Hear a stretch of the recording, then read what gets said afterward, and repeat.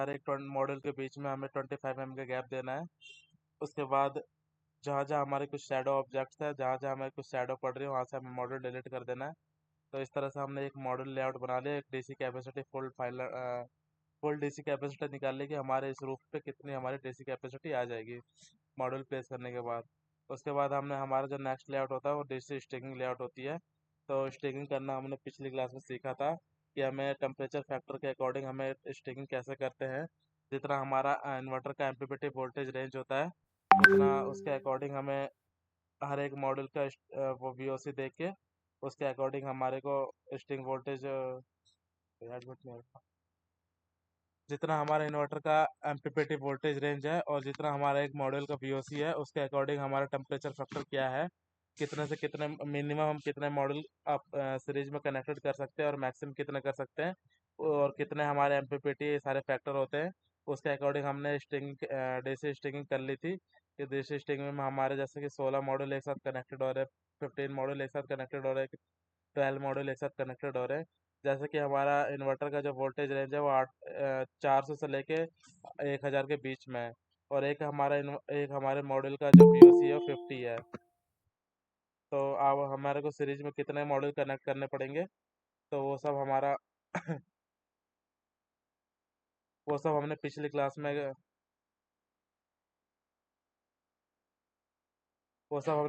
में कवर कर लिया था कि डीसी स्टिकिंग कैसे करते हैं। और जो अब हमारा नेक्स्ट आज आता है वो डीसी केबल कैलकुलेशन करना है। जो हर एक स्ट्रिंग से हमारी पॉजिटिव और नेगेटिव केबल जाएगी इन्वर्टर तक। ये हमारा इन्वर्टर प्लेस है। इन्वर्टर और ये जो हमारी रेड और ब्लैक है ये हमारे डीसी केबल्स है।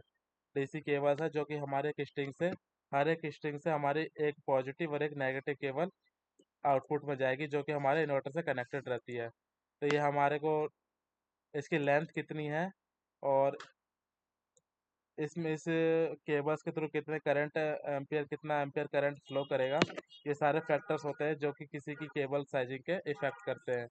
अगर ये इसके अंदर 10 एम्पियर का करंट फ्लो करेगा तो हमारे को कम स्मॉल साइज में केबल साइजिंग का हमारा काम चल जाएगा। लेकिन अगर हमारा यहाँ पे 20 एम्पियर 30 एम्पियर फ्लो करेगा, तो अगर हम 4 स्क्वायर एम की केबल लेते हैं तो उस टाइम पे हमारा ये इस केबल में प्रॉब्लम आएगी, केबल जल जाएगी क्योंकि इसमें हैवी करंट फ्लो हो रहा है जो कि इस केबल की कैरिंग कैपेसिटी से ज़्यादा है। तो कितना करंट फ्लो हो रहा है इस स्ट्रिंग से इस केबल के थ्रू, एक ये फैक्टर इफेक्ट करता है। दूसरा कि अगर ये हमारा किस वे से जा रहा है, ये कंड्यूट से जा रहा है, ओपन सरफेस में जा रहा है या फिर किस तरह से जा रहा है, तो ये सारे फैक्टर इस पर डिपेंड करते हैं।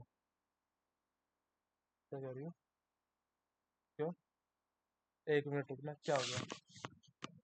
पूछना है कुछ? पूछना। और रिपोर्ट भेज देना वो सारी डाउनलोड कर रखा है। डॉक्टर को बोल देना सारे रिपोर्ट्स भेज दो तो देख लेगा। हाँ, तो ये हमारी इसमें मेरी जो टोटल नंबर ऑफ स्ट्रिंग है वो हमारी टोटल नंबर ऑफ स्ट्रिंग है 9। और एक इन्वर्टर में हमारा जो इन्वर्टर हमने सेलेक्ट किया था ये हमारा सन ग्रो का इन्वर्टर था, जिसमें हमारी टोटल एम्पीपीटी थी वो 12 थी। 12 एम्पीपीटी थी। उसमें हमारा का जो स्ट्रिंग बनी थी 9 स्ट्रिंग बनी है। तो तीन हार हम ट्राई करेंगे कि हर एक एम्पीपीटी में एक एक हमारा फिल हो जाए। तो जो नंबर ऑफ 12 स्ट्रिंग है और हम नंबर ऑफ एम्पीपीटी कितनी है 12 है, और हमारा जो नंबर ऑफ स्ट्रिंग है 9 है, तो हमारी 9 एम्पीपीटी फुल होगी और 3 एम्पीपीटी हमारी ब्लैंक रह जाएगी। तो उससे कोई प्रॉब्लम नहीं होता, लेकिन हम ट्राई करते हैं कि हमारे मैक्सिमम से मैक्सिमम जो एम्पीपीटी हो फिल हो हर एक स्ट्रिंग से। बेशक से एक स्ट्रिंग एक एम्पीपीटी में देना पड़े, लेकिन हम ट्राई करेंगे कि फिल हो। तो इसमें 9 स्ट्रिंग है तो 9 ही एम्पीपीटी फिल होगी, उससे कोई प्रॉब्लम नहीं है। हमारे पास एक्स्ट्रा स्ट्रिंग नहीं है जिससे कि हम उसको फिल करें। तो हम उस केस में हम इस एम्पीपीटी को 3 एम्पीपीटी जो बच जाएंगे उसको हम खाली रहने देंगे, छोड़ देंगे ब्लैंक। तो अब हमारा जो कैलकुलेशन साइज है, जो ये डीसी स्ट्रिंगिंग जो हमारे डीसी केबल है वो कितने स्क्वायर एम की जाएगी, 4 स्क्वायर एम की जाएगी, 6 स्क्वायर एम की जाएगी, 2.5 स्क्वायर एम की जाएगी, 1 स्क्वायर एम की जाएगी, कितने स्क्वायर एम की जाएगी कि जिससे कि हमारा जो वोल्टेज ड्रॉप है जो डीसी केबल वोल्टेज ड्रॉप है, यानी जो इसमें से वोल्टेज जाएगा इन्वर्टर तक स्ट्रिंग का वोल्टेज, वो हमारे इन्वर्टर तक जाएगा तो उसमें हमारा कितना लॉस हो सकता है, वो सब हमें उस पर डिपेंड करता है कि हमारा जो केबल लेंथ कितना है, कि इस केबल से हमारी कितनी करंट फ्लो हो रही है, वे ऑफ डक्ट हमारा कितना है, वे ऑफ बरीड कितना है, कि हम किस तरीके से इसको हम लेके जा रहे हैं, एक साथ कितने केबल एक साथ रन करवा रहे हैं।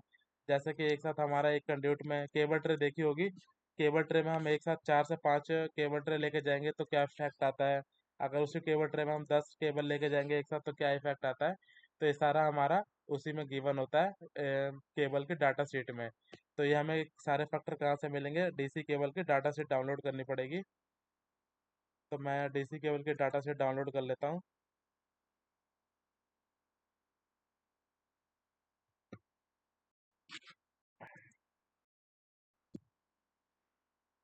पॉलीकैब डीसी केबल,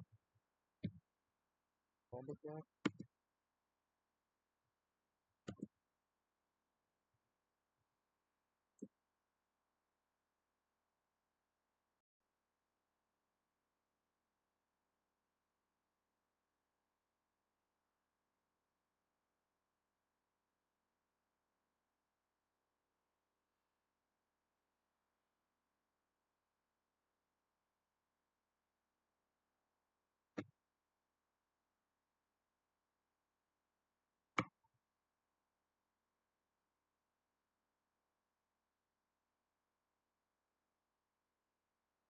स्ट्रिंगिंग जो हमारी मैक्सिमम जो हम स्टैंडर्ड में यूज़ करते हैं, जिसकी लेंथ हमारी 100 मीटर, यानी हमारी जो स्ट्रिंग है मॉड्यूल है जो हमारा, जहाँ मॉड्यूल प्लेस हुआ है और जहाँ से इन्वर्टर की डिस्टेंस है, अगर वो 100 मीटर कम है तो हम उसके जो यूज़ करते हैं डीसी केबल, वो 4 स्क्वायर एम की होती है। अगर 100 मीटर से ज़्यादा है तो हम उसमें वोल्टेज ड्रॉप चेक करते हैं कि हमारा वोल्टेज ड्रॉप कितना आ रहा है। अगर 2% से वोल्टेज ड्रॉप ज़्यादा आएगा तो हम उस 4 स्क्वायर एम के बदले 6 square.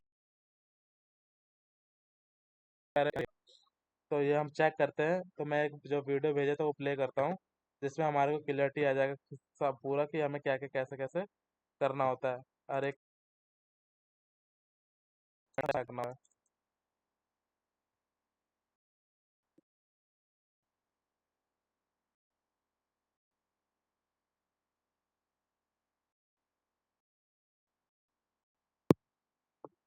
I would like to tell you that what are the steps follow.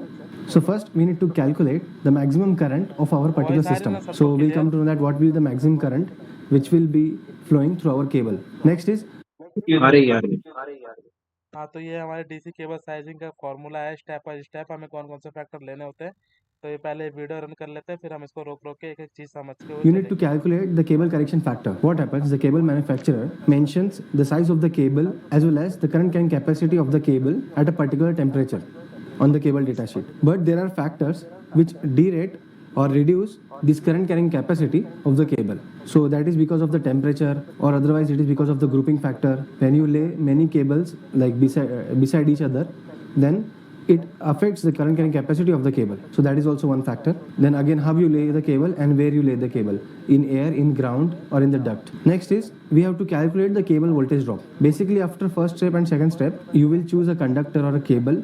Okay, then you will calculate the voltage drop for that particular cable, so that you will come to know that it is below the permissible voltage drop. Okay, and so that you can finalize the cable for your particular project. So guys, here on your screen you can see the temperature correction factor. So this is basically a chart, okay, which mentions the ambient temperature. These are the like types of cables, okay, which is rated for 60 degree, 75 degree and 90 degree. So we'll consider only this 90 degree, as our solar cables are manufactured to operate unto 120 degrees Celsius. Okay, so we'll be considering this particular column for our calculation. So for, as I said earlier, if you see here that the temperature leads to variation in the current carrying capacity of the cable. If the temperature is around 26 to 30 degrees Celsius, you can see that there is no change in the voice नहीं आ रही current क्या carrying capacity of the cable. But as you go above 30 degrees Celsius, you can see that the cable current carrying capacity is decreasing, whereas below 25 degrees Celsius it is a bit increasing. Okay, and this table tells you about the temperature change when you keep the cable just above the roof. So because what happens, the roof gets heated and that heat is also transferred to the conduit. Okay, so the temperature across the cable increases. So depending upon your conduit and roof clearance, this is the temperature which you need to add. Okay, so now we'll start with our calculation. So first I am considering the cable calculation for solar panel to inverter application, or you can say from solar panel to combiner box. Basically, as we all know that the modules are connected in series in a particular string. So the current throughout the string will be same. So I have considered the maximum current that will be the short circuit current of a particular module, but that is given at the rated and standard conditions. So I have considered 1.25 as the over-irradiance factor, because the radiance at your site will be more than the standard radiation. So that is why we have considered this factor as 25%. So we get is at 11.36 amps. Then according to NEC, you also need to make sure the cable carries this particular current continuously for long hours. So there is a factor for continuous current. So what you have to do simply, you have to multiply that by 1.25. So you can also skip this step and directly multiply this ISC by 1.5. So this was our first step. Now second, what we need to do, we need to calculate the temperature correction factor. So like I said earlier, first we need to include temperature factor depending upon our atmospheric conditions at the site. Okay, so we'll consider for this example that our atmospheric condition is 40 degrees Celsius. Okay, so this will be one factor. Then next is, like I said before, that we are considering that the cable will be laid into the conduit, and that conduit will be directly laid on top of the roof. So there will be no clearance between the conduit and the roof. So we'll refer this chart. Okay, see, if you see that if you place the conduit directly on top of the roof, then the temperature rise will be 30 degrees Celsius. So simply what you need to do now, you need to add this 30 degrees Celsius to the 40 degrees Celsius of the atmospheric temperature. Then it goes to 73 degrees Celsius. So you can see here that the temperature factor becomes 0.5. Okay. One more thing I would like to tell you, that if you want to decrease this temperature, you need to increase the height of the conduit from the roof. So that are the details which are mentioned here. You can refer to this chart. Okay. So that was one thing. And the other factor, like I said earlier, it's the grouping factor. So I'm assuming that there will be 6 cables in one conduit. So I need to consider for the grouping factor. So you can refer this chart, okay, for your standard calculations. Not more than 40 cables are used or placed in a conduit. So this chart is very much sufficient for you guys. So here, as per our example, I'll consider 0.8. And guys, I would also like to tell you that if you're considering for a ground mounted application and you are laying the conduit like underground, still you have to consider this factor as 0.4. Okay, this is one thing. And the other thing, suppose you are laying the conduit below the panel, but as you know, in ground mounted the structure is the structure has height. Okay, so there is enough space for air ventilation and cooling. Okay, so at that particular point, you do not need to consider this factor at 0.5, 0.4. You can consider it as 0.2. So now what I am doing here, the next step is basically I divide my current by all the factors which I have considered. So first is the temperature factor, and next is the grouping factor. So that gives me a current of 35.5 ampere. So basically what it means, that you need to have a cable which at least carries 35.5 ampere. What does that mean? That because of the external factors, the current carrying capacity of that cable will reduce such that it can carry your system current. Okay. So next step is, what you need to do, you need to refer to the cable datasheet provided by the manufacturer, and you need to check. See, for an example, I have considered this image. So my current was 35.5 example. Okay. So as you can see here, which are more than 35.5 amps. First is 2.5 amps square mm, then 4 square mm, and then 6 square mm. But I'll like to tell you one thing, that the standard panels which are of 2 meter by 1 meter, okay, dimension. Okay, these panels use a standard cable of 4 square mm, okay, at the output. So, and the MC4s are also designed, the connectors are also designed to connect for 4 square mm as well as 6 square mm. So mostly we use 4 square mm for our purpose. But if the voltage drop in 4 square mm is more, then we go for 6 square mm. So that is why first we'll consider 4 square mm. Okay, because this is what we are going to use at the maximum. As you can see here, the resistance of the cable has been mentioned, but it is at 20 degrees Celsius. But as we discussed that our operating temperature is going around 73 degrees Celsius. So I have calculated here the resistance at 70 degrees Celsius. So I use this value. Actually, this resistance mentioned here is in ohm per kilometer. So you need to calculate this value in ohm per meter. So simply divide it by 1000. Okay, so we'll get this value. And then alpha is the coefficient of resistance. So depending upon which copper and which type of copper you are using, as you can see here on the cable datasheet, they have used tinned copper. Okay, so I will use the value or the coefficient of resistance for alpha, that for tin copper. So I have taken this value. You can find this on the internet. Then I want to calculate the resistance at a temperature 70 degree. Okay, so instead of 73 degree, I have considered here 70. Okay, so you can also consider 73, not a problem. Then I have minus the standard or the reference temperature which is mentioned, that is 20 degrees Celsius. So my resistance at 70 degree will be this. So now what I need to do before confirming the cable for my application, I need to calculate the voltage drop. For every application, okay, there is a permissible limit for voltage drop. In most of the cases, for DC, they consider this voltage drop to be less than 2%. So if the voltage drop is going above 2%, you should not use that cable. You should use a bigger cable. So the formula for voltage drop is 2ILR. I stands for the current which is going to flow through the cable. L is the length of the cable and R is the resistance at that particular. ये मांग नहीं है दीदी The size of, I would like to tell you that what are the steps follow. So first we need to calculate. हाँ, तो जो अभी video में कवर किया है कि जो हमारी स्ट्रिंग से जो हमारी कितना करंट फ्लो हो रहा है, जो हमारी एक स्ट्रिंग है, इस हर एक स्ट्रिंग से हमारी दो केबल आउटपुट में आएगी, एक पॉजिटिव एक नेगेटिव। तो इसमें हमारे टोटल नंबर ऑफ स्ट्रिंग 9 है, तो इसमें हमारी डीसी केबल कितनी आएगी टोटल? 18। 18 हमारी डीसी केबल आउटपुट में निकलेगी अगर हमारी 9 स्ट्रिंग है, क्योंकि हर एक स्ट्रिंग से हमारी एक पॉजिटिव एक नेगेटिव दो केबल आउटपुट में निकलेगी।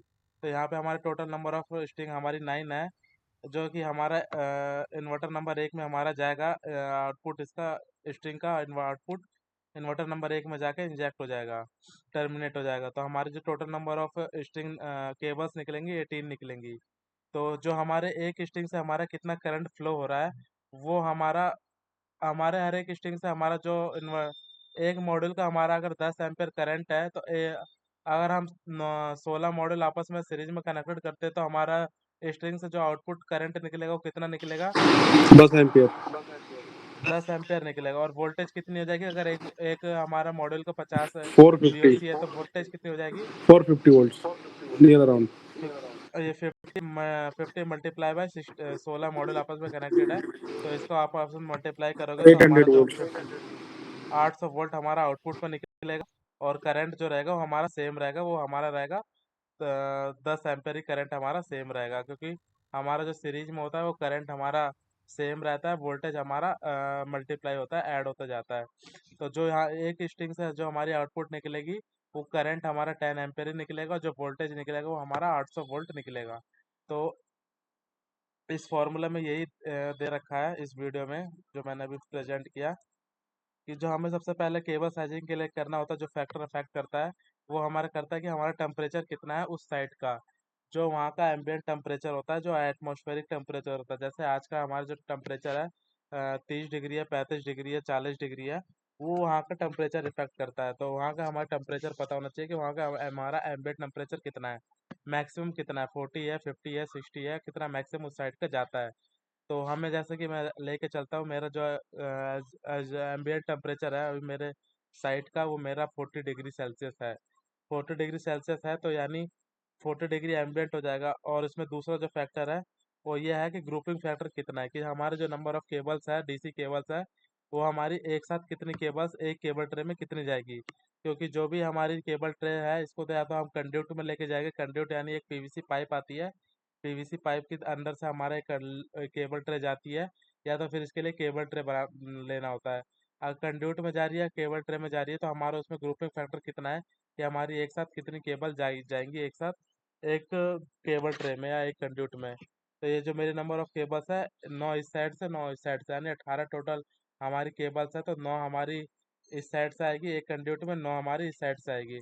तो हमारे को जो केबल का ग्रुपिंग फैक्टर लेना है वो 9 केबल्स के लिए लेना है, क्योंकि 9 केबल्स हमारी अ, एक साथ एक केबल ट्रे में हमारी आएंगी।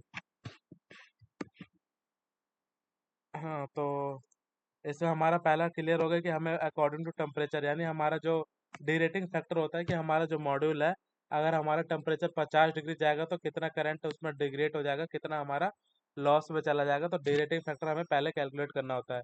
डीरेटिंग फैक्टर कैलकुलेट करने के लिए कौन कौन से फैक्टर चाहिए होते हैं? एक तो हमारा कितने नंबर ऑफ केबल्स हमारे एक साथ जाएंगे, और उसको वहाँ का टेम्परेचर कितना है।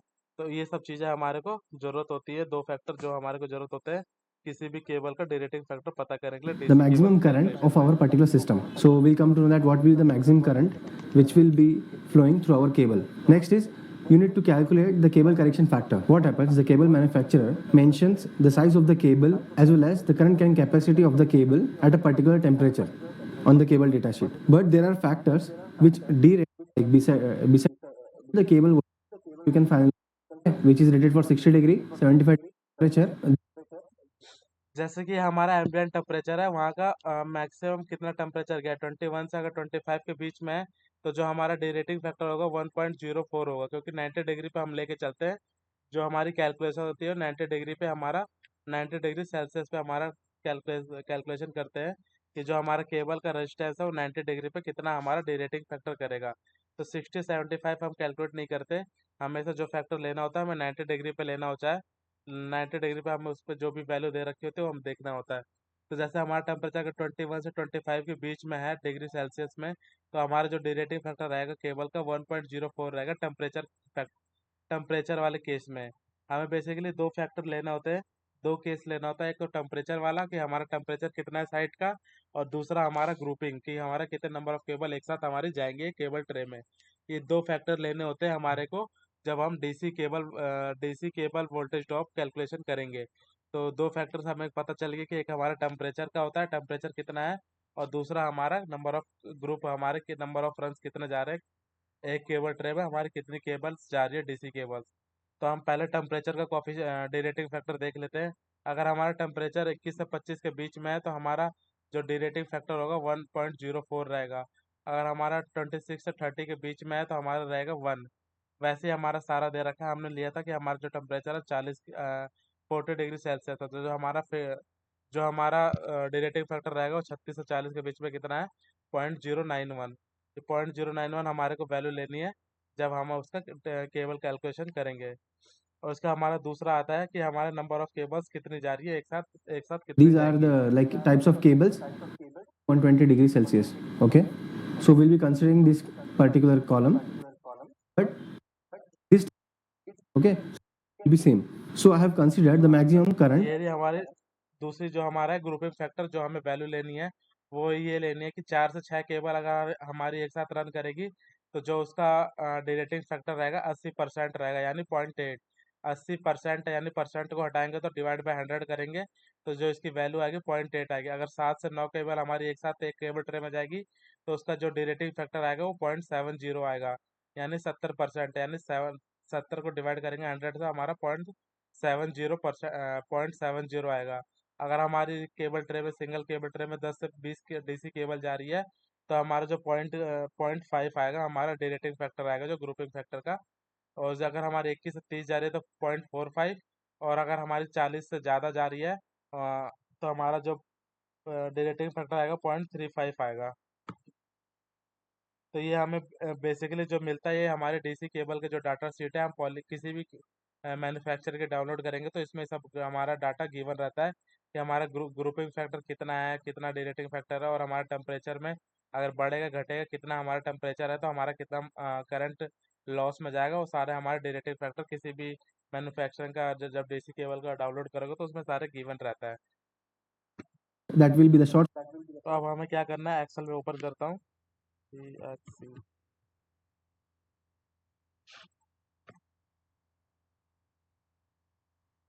जैसे कि हमारा एक स्ट्रिंग में हमारा जो करंट जा रहा है वो एक स्ट्रिंग का जो हमारा करंट है 10 एम्प्स है।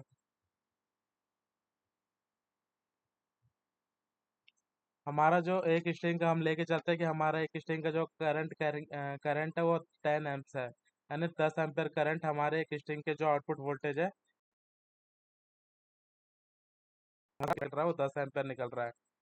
ये वन एक स्ट्रिंग 1.1 से 1.1 का पॉजिटिव 1.1 का नेगेटिव, यहाँ से जो हमारा आउटपुट निकलेगा 10 एम्पियर हमारा करंट निकल रहा है। तो हम इसमें कौन कौन से फैक्टर लेंगे, तो हम इसमें सबसे पहले लेते हैं सेफ मार्जिन लेके चलते हैं 0.25%। 0.25% क्यों लेके चलते हैं कि हमारा जो अगर करंट किसी वजह से घट या बढ़ सकता है तो हमारा हम उसमें जो 1.25 का हम उसमें मल्टीप्लाई करके चलते हैं। Safe margin, safe margin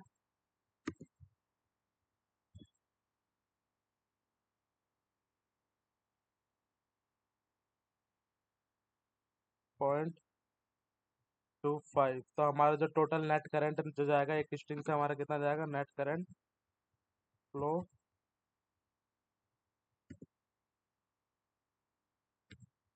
one string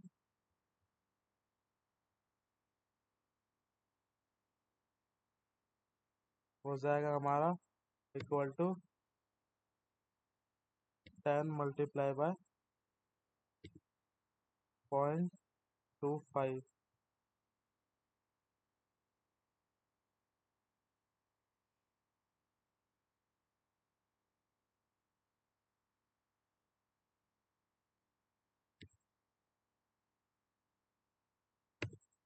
हमारा जो एक स्ट्रिंग से जो हमारा करंट जाएगा वो 12.5 करंट हमारा जाएगा, क्योंकि 10 एम्पेयर हमारा स्ट्रिंग की जो आउटपुट करंट है वो है। और हम उसमें सेफ मार्जिन मल्टीप्लाई करेंगे तो हमारा जो नेट करंट जाएगा 12 एम्पेयर जाएगा। अब हम इसमें डीरेटिंग फैक्टर अप्लाई करेंगे। डीरेटिंग फैक्टर कहने का मतलब है डीरेटिंग कि जो हमारे दो फैक्टर अफेक्ट कर रहे हैं हमारे डीसी, जो दो फैक्टर हमारे अफेक्ट कर रहे हैं केबल के करंट को फ्लो करने में। तो एक तो है हमारा फर्स्ट नंबर पे आता है हमारा टेम्परेचर। हमारा टेम्परेचर उस साइड का कितना है, टेम्परेचर एट साइड, या हमारा साइड का जो टेम्परेचर है वो कितना है। और जो दूसरा होता है हमारा वो होता है grouping factor, GROUPING, grouping factor, कि हमारे कितने नंबर ऑफ केबल्स एक साथ हमारी एक केबल ट्रे में जाएंगी। तो ये हमारे दो फैक्टर होते हैं किसी भी डीसी केबल कैलकुलेशन को करने के लिए। दो फैक्टर हमारा इफेक्ट करते हैं हमारे स्ट्रिंग केबल साइज को। तो पहला हमारा जो साइड का अगर हम लेके चलते हैं, अगर हम डिजाइन कर रहे हैं किसी टीन शेड के लिए, टीन शेड पे अगर हम डिजाइन कर रहे हैं तो आप देखोगे कि जो हमारा टीन शेड होता है वो गर्म हो जाता है। तो वहाँ का जो टेम्परेचर होता है ऑब्वियसली हमारा जो 10 to 20 डिग्री सेल्सियस तो बढ़ जाता है। अगर हमारा एम्बिएंट टेम्परेचर 20 है और अगर हम टीन शेड पर जाते हैं तो वहाँ पे हमें हमारे को गर्मी ज़्यादा लगती है। क्यों लगती है क्योंकि जो हमारा टीन होता है वो हीट है वो एब्जॉर्ब रिफ्लेक्ट करता है, यानी वहाँ से जो हमारी सनलाइट टीन शेड पे पड़ रही है वहाँ से हमारी जो हीट सनलाइट रिफ्लेक्ट हो रही है उसकी वजह से वहाँ का जो टेम्परेचर है वो बढ़ जाता है। तो हम हमेशा जब भी टी शर्ट पर डिजाइन करो तो हमेशा 20 या 30 20 या 30 डिग्री हमेशा ऐड कर लेना कैलकुलेशन में, ताकि जो हमारा करंट है वो हमारा डीसी लॉस है वो ज़्यादा ना हो। अगर यहाँ का टेम्परेचर 40 लेके चलते हैं, अगर हम भी 30 डिग्री और बढ़ा के चलते हैं तो जो यहाँ का टेम्परेचर होगा 70 डिग्री हो जाता है। ये हमेशा सेफ मार्जिन में लेके चलते हैं, क्योंकि जो टीन शेड पे होता है हीट एब्जॉर्ब होने के बाद जो रिफ्लेक्टेड होती है तो हमारा टीन शेड गर्म हो जाता है, जिसकी वजह से हमारा जो हीट है टीन शेड की वजह से भी हमारा जो मॉड्यूल का जो स्ट्रिंग डीसी केबल है उस पर इफेक्ट आता है। तो हम सेफ में लेके चलते हैं तो 20 या 30 डिग्री हम उसमें जोड़ के लेके चलते हैं, ताकि जो हमारा डीसी वोल्टेज ड्रॉप है वो कम से कम हो, किसी भी रीजन से हमारा जो डीसी वोल्टेज ड्रॉप है वो ज़्यादा ना हो। तो अगर यहाँ का एम्बिएंट टेम्परेचर हमारा, मैं टीन शेड के लिए डिजाइन कर आरसीसी के लिए हम डिजाइन करते हैं तो आरसीसी में हमारे को कोई इशू नहीं आता, क्योंकि आरसीसी में हमारा कंड्यूट होता है। तो हमें कंड्यूट देखना होता है कि हम बिल्कुल चिपका के जो छत के उसके थ्रू लेके जा रहे हैं या उसके बीच में कुछ स्टैंड लगा के फिर उसके थ्रू केबल ट्रे लेके जा रहे हैं। तो आरसीसी से और जो हमारा कंड्यूट है, जो हमारा केबल ट्रे है, उसका बीच का डिस्टेंस कितना है वो हमें चेक करना होता है। अगर हमारा क्या कहते हैं, ये वीडियो में दे रखा है, ये अगर हमारा क्या कहते हैं ऑन रूफ, यानी अगर हमारा 0 से 13 डिग्री के बीच में है तो हमारा जो टेम्परेचर है वो 33 डिग्री रहेगा। अगर क्योंकि जो हमारी हीट छत है वो भी गर्म हो जाएगी, तो उसकी वजह से जो हमारा केबल ट्रे जा रहा है अगर बिल्कुल चिपक के जा रहा होगा तो हमारा केबल ट्रे भी, जो हमारा कंड्यूट है वो भी हीट हो जाएगा। तो वो भी हीट होने की वजह से जो हमारा डीसी स्ट्रिंग से, हाँ दर्शन भाई क्या प्रॉब्लम है?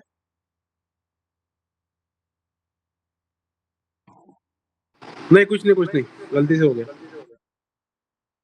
अ, जो आपका अगर बिल्कुल आप छत के ऊपर से केबल ट्रे लेके जा रहे हैं या फिर बिल्कुल उसके बीच पे और केबल ट्रे के बीच में, छत और केबल ट्रे के बीच में अगर गैप नहीं है, अगर हमारी छत गर्म होती है तो जो हमारा कंड्यूट है, जो हमारा केबल ट्रे है वो भी गर्म हो जाता है उसके अगर टच में रहेगा। तो उसके बीच में अगर बिल्कुल गैप नहीं है, यानी 0 से 13 बिल्कुल गैप नहीं है। तो उसकी वजह से जो हमारा कंड्यूट है वो भी गर्म हो जाएगा। अगर हीट हमारा जनरेट होता है उस कंड्यूट में, तो उसकी वजह से हमारा जो करंट कैरिंग कैपेसिटी है केबल की, वो डिक्रीज हो जाती है।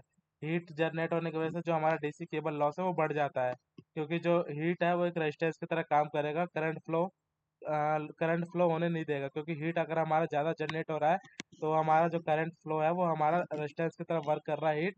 तो उसकी वजह से जो हमारा डीसी केबल में जो हमारा करंट फ्लो कर रहा है, वो एक तरह से उस पर कुछ परसेंट उसका लॉस हो जाएगा।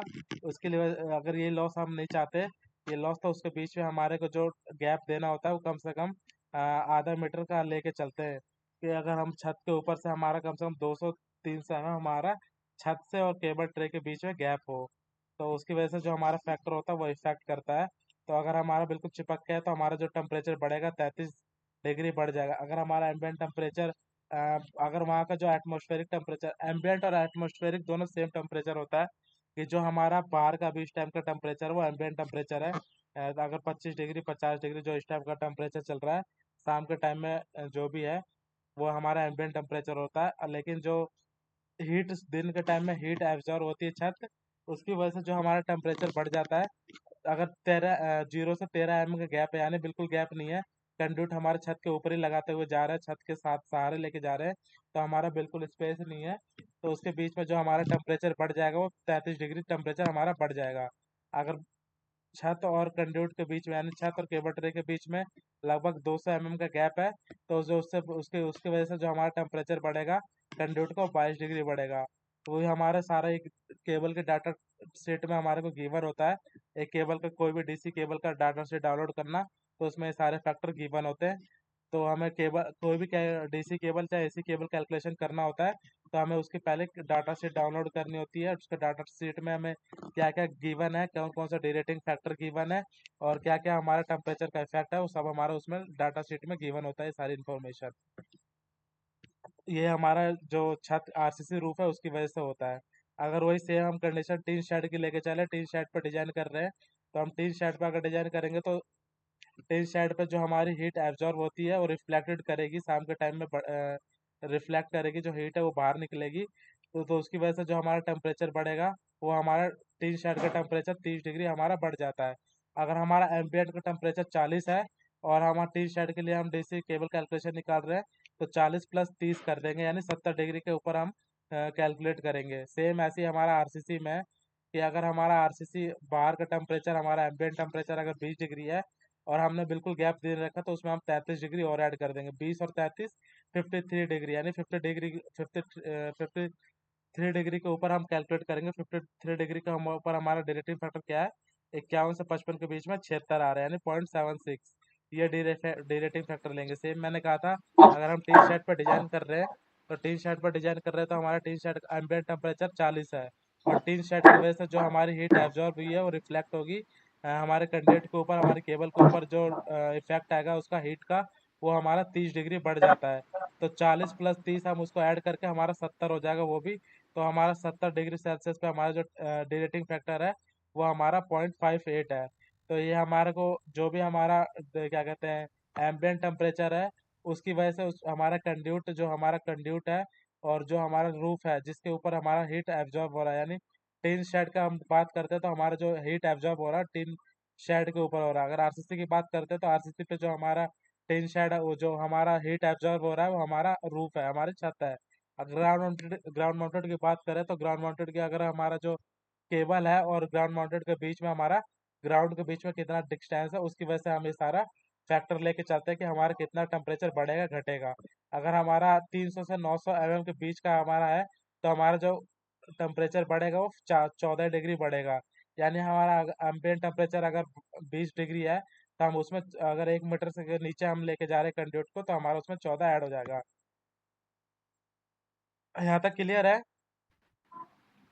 सर आरसीसी में कितना परसेंटेज बढ़ता है? आरसीसी का ये गिवन डाटा है सारा, कि अगर हम जो छत है, केबल है, जो हमारी केबल है किसी ना किसी थ्रू होते हुए आती है। कंड्यूट और केबल ट्रे पता है ना? Yes sir. कंड्यूट यानी एक पाइप होता है जिससे हमारी केबल्स जाती है। और केबल ट्रे हमारा कुछ साइज होता है 30 बाय 40 का, 50 बाय 40 का, 50 बाय 10 का, ये सारी हमारी केबल ट्रे होती है। जो केबल ट्रे है हमें किसी ग्राउंड के थ्रू, किसी रूफ के थ्रू, किसी रास्ते के थ्रू हमें लेके इन्वर्टर तक लेके जाना है, क्योंकि हमारे जो केबल्स है वो किसी केबल ट्रे या कंड्यूट के थ्रू ही जाएंगे हमारी इन्वर्टर तक, क्योंकि हम उसको बिना बिना किसी क्या हेलो सर मेरा क्वेश्चन ये है कि अगर जैसे टीन साइड में तो 30% इंक्रीज करते हैं टेम्परेचर, मैं ये कहना चाहता हूँ कि आरसीसी में कितना परसेंटेज इंक्रीज होता है? आरसीसी में हमारा देखना होता है कि जो हमारा आरसीसी के बीच आरसीसी जो हमारी छत है और जो हमारा केबल ट्रे है उसके बीच में कितना डिस्टेंस है, 1 मीटर का है कि 1 मीटर से कम है कि 1 मीटर से ज्यादा है। तो उसके ऊपर ये हमारा मेरा जो इन्फॉर्म डाटा है वो ये है आरसीसी रूफ, यानी जो हमारा छत है और उसके केबल ट्रे है, जो हम केबल ट्रे लेके जा रहे हैं उसके बीच में अगर डिस्टेंस हमारा 13 mm, 0 से 13 mm यानी बिल्कुल चिपक के जा रहा है, तो उसका जो टेम्परेचर बढ़ेगा वो 33 डिग्री बढ़ जाएगा, जो वहाँ का एम्बियंट टेम्परेचर होगा। एम्बियंट टेम्परेचर में हमारे को प्लस कर देना है 33 डिग्री। अगर हमारा 133 मीटर से ज़्यादा है और 133 मीटर यानी 150 mm से अगर हमारा ज़्यादा डिस्टेंस है, तो हम उसमें छत और केबल ट्रे के बीच में अगर हमारा 150 mm का डिस्टेंस है तो हम उसमें 22 डिग्री बढ़ाएंगे। अगर 300 mm तक का डिस्टेंस है तो हम उसमें 17 डिग्री बढ़ा देंगे, जो हमारा एम्बियंट टेम्परेचर है। अगर जो हमारा 300 से और 1 मीटर के बीच का हमारा है तो हम उसमें 14 डिग्री बढ़ा देते हैं, जो हमारा एम्बियंट टेम्परेचर होता है। तो ये हमारे को जो कितना टेम्परेचर बढ़ेगा वो ये हमारे को यहाँ पे गिवन है। लेकिन टिन शेड में हमारा फिक्स है कि 30 डिग्री कम से कम बढ़ ही जाता है। हमारा जो आरसीसी में हम लेते हैं वो हम लेके चलते हैं कि हमारा जो कंड्यूट है, जो हमारी केबल ट्रे है वो छत से कितने ऊपर लगा रहे हैं हम। छत से बिल्कुल चिपका के लेके जा रहे हैं, छत के सहारे लेके जा रहे हैं, या छत से कुछ ऊपर लगा रहे हैं, 1 मीटर पे, आधे मीटर पे, 300 mm पे, 400 mm पे, कितना ऊपर हम छत से लगा रहे हैं। तो उसकी वजह से जो हमारी छत गर्म होती है, तो छत गर्म होगी तो हीट ट्रांसफर करेगी केबल ट्रे में। तो केबल ट्रे कितना गर्म होगा कितना नहीं गर्म होगा वो डिपेंड करेगा कि हमारी जो छत है वो केबल ट्रे के बीच में कितने डिस्टेंस है। तो जो हमें केबल ट्रे आरसीसी रूफ के लिए हमें जो एम्बियंट टेम्परेचर लेना है उसमें हमें प्लस करना है इसके अकॉर्डिंग, कि हमारा अगर बिल्कुल छत के चिपक के जा रही है तो उसमें हमारा 33 डिग्री टेम्परेचर बढ़ जाएगा। और अगर हमारा 100 से 150 mm के बीच में है तो वहाँ पे हमारा 22 डिग्री टेम्परेचर बढ़ जाएगा। यानी आरसीसी और जो हमारा केबल ट्रे है उसके बीच में हमारा डिस्टेंस 100 mm का है तो हमारा 22 डिग्री टेम्परेचर बढ़ जाता है। अगर वही 1 मीटर के आसपास हो तो हमारा 14 डिग्री, सिर्फ 14 डिग्री बढ़ेगा। ठीक है मनसात, क्लियर ही है? Yes sir. ये हमारा आरसीसी जो हमारी छत है और जो हमारी केबल ट्रे है उसके बीच में कितना डिस्टेंस है, उस फैक्टर से हमें यहाँ से सेलेक्ट करना है। वहाँ से ये सारा फैक्टर हमारे केबल के डाटा शीट में गिवन होता है। तो वहाँ से हमें ये सब चीज़ें देखनी होती है कि आरसीसी पे हम लेके जा रहे हैं तो हमें कितना टेम्परेचर हमारा बढ़ेगा। मोस्टली जो होता है हमारा 100 mm के आसपास होता है, क्योंकि हम ज़्यादा ऊपर भी लेके नहीं जाते, उससे हमारे को एक अलग से स्ट्रक्चर बनाना पड़ेगा केबल के लिए। तो इसलिए मोस्टली जो लगता है वो 100 mm के बीच में लगता है। तो हमारा जो टेम्परेचर बढ़ता है वो 22 डिग्री ही बढ़ता है। लेकिन वो अपने ऊपर डिपेंड करता है कि अगर हम उसको 1 मीटर तक करते हैं तो सिर्फ हमारा 14 डिग्री बढ़ेगा। ये सारे डाटा हमें गिवन है। तो ये हमें डिपेंड करता है कि हम उसे कितना छत से कितना ऊपर लेके केबल ट्रे या कंड्यूट लेके जा रहे हैं। और हमारा टीन शेड का बात करते हैं तो टीन शेड में हमारा फिक्स रहता है कि हमारा जो टीन है, जो हमारी टीन शेड है वो हमारी हीट एब्जॉर्ब करेगी। और हीट एब्जॉर्ब करने के बाद जो हीट ट्रांसफर होगा तो कंड्यूट से हमारा बिल्कुल चिपकते हुए जाएगा। यानी कंड्यूट को हम हवा में लेके नहीं जा सकते टीन शेड में, ये पॉसिबल ही नहीं है कि हमारा जो टीन शेड है और जो हमारा कंड्यूट है उसके बीच में कुछ डिस्टेंस हो। तो उसके लिए हमारा जो एम्बियंट टेम्परेचर होता है उसमें हम हमेशा 30 डिग्री हमारा कांस्टेंट है, 30 डिग्री हम उसमें प्लस करके चलते हैं। वो हमारा कांस्टेंट है, 30 डिग्री हमें प्लस करना ही करना है टीन शेड के केस में। ठीक है सावेश? ठीक है सर। हाँ वीरू, समझ आ रहा है ना यहाँ तक? समाज यस सर। हाँ, आरसीसी और जो हमारे को आरसीसी और जो टीन शेड का फैक्टर है वो यही है कि हमारे को जो टेम्परेचर होता है वहाँ का जो साइड का टेम्परेचर है उसमें हम टीन शेड के केस में हम उसमें प्लस कर देते हैं 30 डिग्री। और अगर हम आरसीसी लेते हैं तो आरसीसी के केस में हमें पता करना होता है कि हमारा जो केबल ट्रे है और छत है उसके बीच में कितना डिस्टेंस हमने दे के रखा है, 100 mm है, 200 mm है। तो उसके बेस पे हम यहाँ से वो डी रेटिंग फैक्टर जितना हमारा टेम्परेचर है एम्बियंट वहाँ पे हम ये सब तो उतना टेम्परेचर यहाँ पे जो हमारे इस वाले पेज में, इस वाले डाटा में गिवन है, उतना टेम्परेचर हम एम्बिएंट टेम्परेचर में ऐड कर देते हैं उसके हिसाब से। जैसे कि अब मेरा टेम्परेचर अगर 20 डिग्री है, अगर मेरा बिल्कुल छत के सहारे जा रहा है, तो वहाँ पे हमारा 33 डिग्री और प्लस हो जाएगा। 20 और 33 कितना हो जाएगा? 53। तो हम जो यहाँ से वैल्यू लेंगे 90 डिग्री सेल्सियस पे, वो हम यहाँ से लेंगे 53 की वैल्यू हमारी कितनी है? 0.76 है।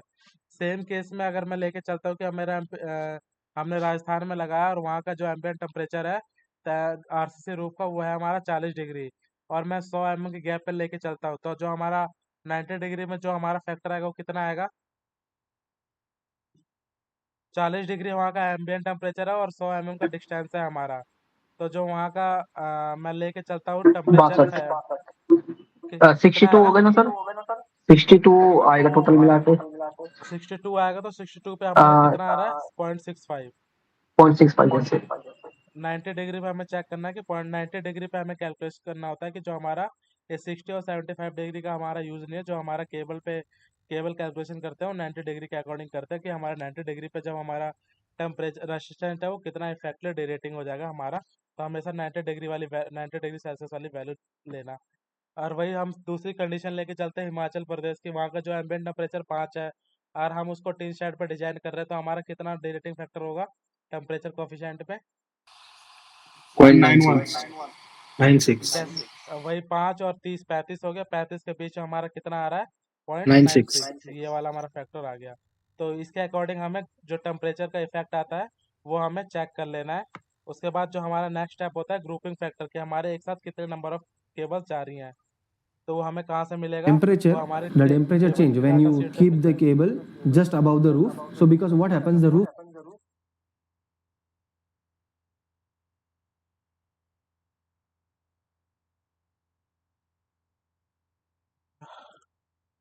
केबल ट्रे तो वही होते हैं इसमें जिसमें ग्रुप ऑफ वायर हमारे जाते हैं इन्वर्टर तक। केबल ट्रे, या तो बेसिकली हम जो डीसी केबल के लिए यूज करते हैं वो कंड्यूट यूज कर लेते हैं। कंड्यूट यानी इन द सेंस कि जो हमारी पीवीसी पाइप आती है, बिजली वाली हम्म। पाइप आती है, जो बिजली वाली पाइप होती है वो हमारी कंड्यूट होती है। लेकिन जो हम केबल ट्रे होती है वो हमारी एक साइज की आती है कि 50 बाय 10 की है, हाँ वो या मेटल की 40 जो बाय बन के 40 आती है उसी की तो बात कर रहे हो हाँ आप। हाँ हाँ, वो मेटल की जो आती है वो केबल ट्रे होती है। और कंड्यूट हमारा प्लास्टिक यानी फाइबर का होता है, पीवीसी का। हाँ जो मतलब घर में भी जाता है वो तो एक सिंपल हाँ कंड्यूट हो गया। वो कंड्यूट होता है। बेसिकली जो डीसी केबल मोस्टली यूज करते हैं पहले, अभी भी यूज करते हैं, वो हमारी कंडक्टिव यूज होती है, क्योंकि हम डीसी केबल के लिए हम केबल ट्रे लेके नहीं आते। लेकिन बाय द वे किसी किसी साइट में हमें यूज भी करना पड़ता है, तो मैंने कंड्यूट, जो भी कंड्यूट और डीसी केबल ट्रे, ये दोनों हमें डिफरेंस पता चल गया।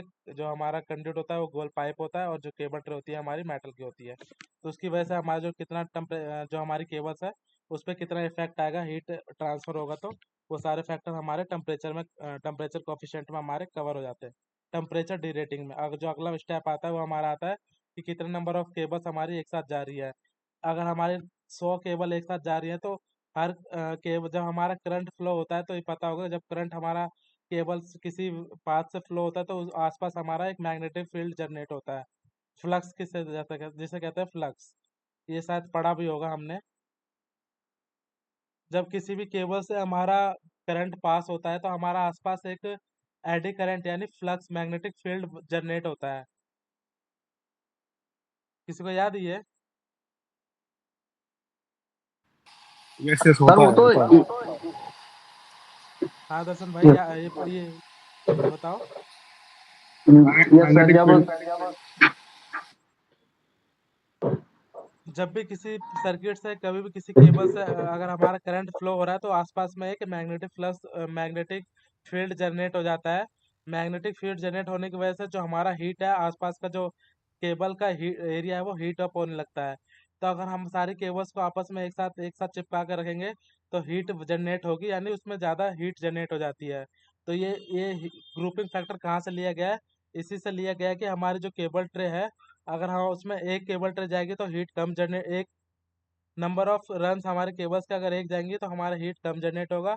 दो जाएंगी, दो अगर केबल्स जाएंगी तो कितना जनरेट हीट होता है, तीन जाएंगी तो कितना होता है, चार जाएंगी तो कितना होता है, 10 जाएंगी तो कितना होता है, 50 जाएंगी तो कितना होता है। क्योंकि जब भी हमारा अगर एक केबल से, किसी भी केबल से करंट फ्लो हो रहा है तो आसपास में हमारा मैग्नेटिक फील्ड जनरेट होता है, हीट जनरेट होता है, उसकी वजह से हीट जनरेट होगा तो जो हमारा हीट है एक रेजिस्टेंस की तरफ वर्क करता है, यानी करंट को फ्लो होने नहीं देता, उसमें कुछ लॉसेस चले जाते हैं हीट जनरेट होने की वजह से। तो हीट जनरेट ना हो, हीट लॉस कम हो, तो उसके लिए हम क्या करते हैं कि हमारा एक ग्रुपिंग फैक्टर होता है कि हमारे 10 केबल्स जाएंगे तो कितना हमारा जो केबल है डिरेट हो सकता है, कितनी हमारे लॉसेस हो सकते हैं। तो वो जो सारे number of cable data sheet में हमारी गिवन होती है।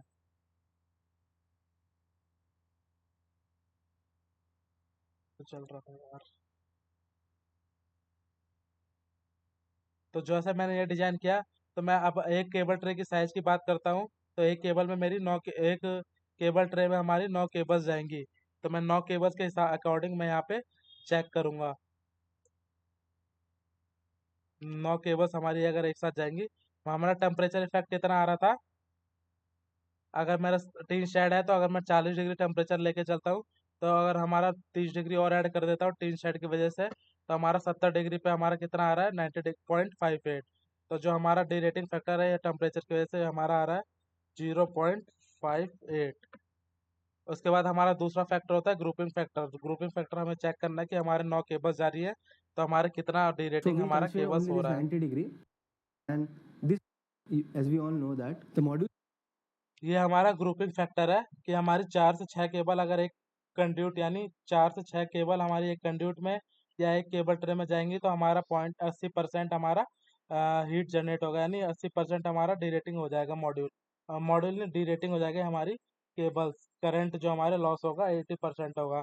तो 80% इन द सेंस मतलब 80 को डिवाइड कर देंगे 100 से, तो हमारा कितना वैल्यू आ जाएगा परसेंटेज में है। परसेंटेज ऑफ वैल्यू, ये हमारी परसेंटेज में अगर ऐसे 100 से डिवाइड करेंगे तो 0.8, यानी 0.8 पर हमारा डिरेटेड हो जाएगा। अगर 7 से 9 के केबल की जा रही है, 7 से 9 रन जा रहे हैं हमारे डीसी केबल के, अगर एक कंड्यूट या एक केबल ट्रे में, तो हमारा कितना फैक्टर जाएगा 0.70। अगर 10 से 20 जाएंगी तो हमारा 50 है, यानी 0.050। अगर 31 से 40 जा रही है तो 0.40। अगर 40 से ज़्यादा केबल्स अगर हम लेके जा रहे हैं एक कंड्यूट में, एक केबल ट्रे में, तो हमारा जो रेटिंग फैक्टर है 0.35 रहेगा। तो यहाँ से हम मैं 9 केबल्स लेके जा रहा हूँ, तो 9 केबल्स की जो वैल्यू है वो है 0.70। तो हम यहाँ से 0.70 को ऐड कर लेंगे। 0.70 ये हमारे दो डिरेटिंग फैक्टर हो गए। डिरेटिंग फैक्टर होने का मतलब है फिर हमें चेक करना है कि हमारे को कितना ऐसी कौन सी केबल है जो 4 स्क्वायर एम की या 6 स्क्वायर एम की, जिसकी करंट कैरिंग कैपेसिटी डिरेटिंग होने के बाद हमारी ज़्यादा हो। तो हम इसे डिरेटिंग फैक्टर कैसे निकालेंगे। Derating derating current capacity.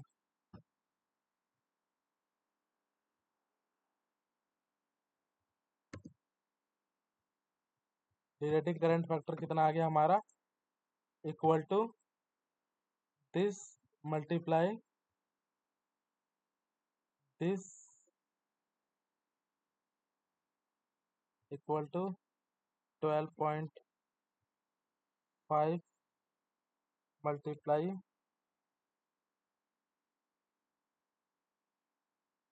0.58 multiply 0.7।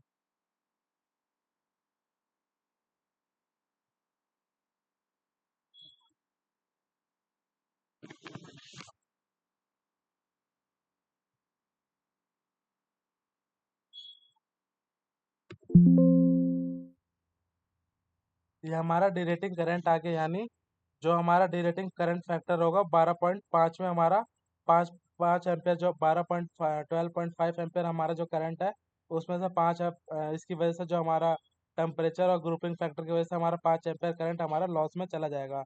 तो हमें ऐसा केबल सेलेक्ट करना है जो हमारा 17 डिरेटिंग, यानी 12 और 5 17 17 एम्पियर के करंट हमारी फ्लो कर ले। तो हमारा जो बेसिकली हम जो यूज़ करते हैं डीसी केबल में, हम 4 स्क्वायर एम का केबल यूज़ करते हैं।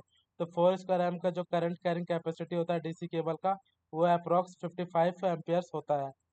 तो हम इसमें देख लेंगे कि हमारे को कितना एम्पियर्स की करंट कैरिंग कैपेसिटी चाहिए। तो हमारे को इसमें फाइंड आउट करेंगे करंट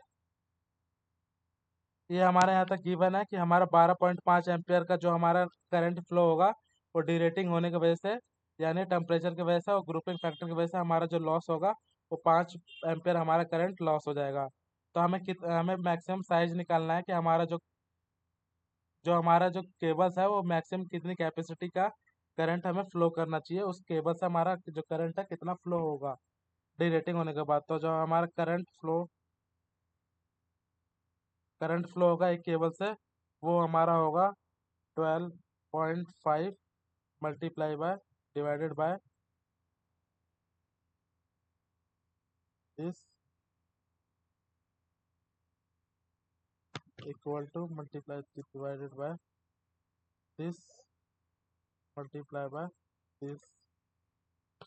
हमारा जो उस केबल से करंट फ्लो होगा 15 एम्पियर का करंट हमारा फ्लो होगा, यानी 15.08। हमने क्या किया, हमने इसका जो हमारा नेट करंट फ्लो हो रहा है, जो हमारे स्ट्रिंग की जो हमारी आउटपुट करंट आ रही है, उसमें हमने डिरेटिंग फैक्टर को डिवाइड कर दिया, जो हमारा डिरेटिंग फैक्टर आ रहा है। तो हमारा जो उस केबल्स का जो स्ट्रिंग हमारे हमने बनाई है, ये हमने स्ट्रिंग बनाई है एक स्ट्रिंग से हमारा कितना फ्लो हो रहा है, 15 एम्पियर का हमारा करंट फ्लो होगा मैक्सिमम से मैक्सिमम, अगर हमारा डिरेटिंग नहीं होता। तो हमारा जो केबल साइज है 4 स्क्वायर एम का, मैंने बताया था 4 स्क्वायर एम का जो केबल are का connected in series in carrying a particular capacity string. है वो So the हमारी current होती है throughout the string will be same. 55 Temperature correction 50 या factor 55 एम्पियर that हमारा will four refer square M का this केबल 73 रन degrees करके लेके Celsius. जा सकता है। This is one thing, and the other need to consider. ये हमारे डाटा शीट में गिवन है, ये Okay, रहा। done. जो हमारा 4 स्क्वायर एम का केबल है, वो हमारा जो मैक्सिमम करंट कैरिंग कैपेसिटी है वो हमारी 55 स्क्वायर एम की है। ये हम इसे 2.5 हमारा जो 2.5 का जो स्क्वायर एम का केबल है, हम 41 उसका जो करंट कैरिंग कैपेसिटी है, यानी वो कितना एम्पेयर तक करंट लेके जा सकता है 41। और जो हमारा 4 स्क्वायर एम का केबल है वो हमारा 55 लेके जाता है। और जो हमारा 1.5 स्क्वायर एम का केबल है वो हमारा 30 है। लेकिन जो हमारा मैक्सिमम करंट कैरिंग कैपेसिटी आ रही है वो आ रही है हमारी 15 एम्पियर। तो हमारे लिए जो सुटेबल है वो हम 1.5 का भी यूज़ कर सकते हैं, 2.5 का भी यूज़ कर सकते हैं। लेकिन जो हम स्टैंडर्ड यूज़ करते हैं डीसी केबल के लिए, हम यूज़ करते हैं 4 स्क्वायर एम का। ज़्यादातर जो भी साइट है हमारे को 4 या 6 स्क्वायर एम के केबल हम यूज़ करते हैं। 1.5 और 2.5 हम रिकमेंडेड नहीं करते किसी भी साइट के लिए, क्योंकि जो भी हमें स्टैंडर्ड हम लेके चलते हैं कि जो हमारा 4 स्क्वायर एम का केबल है वही हम डीसी केबल के लिए यूज़ करते हैं, अगर हमारा वोल्टेज ड्रॉप 2% से कम रहता है।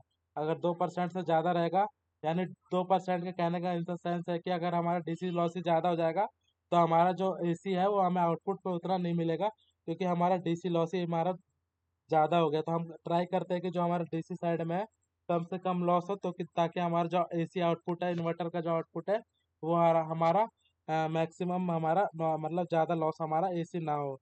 अगर डीसी हमारा ज़्यादा लॉस हो जाएगा तो जो हमें इनकमिंग पावर है वही नहीं मिलेगी, तो हमें आउटपुट कहाँ से मिलेगा।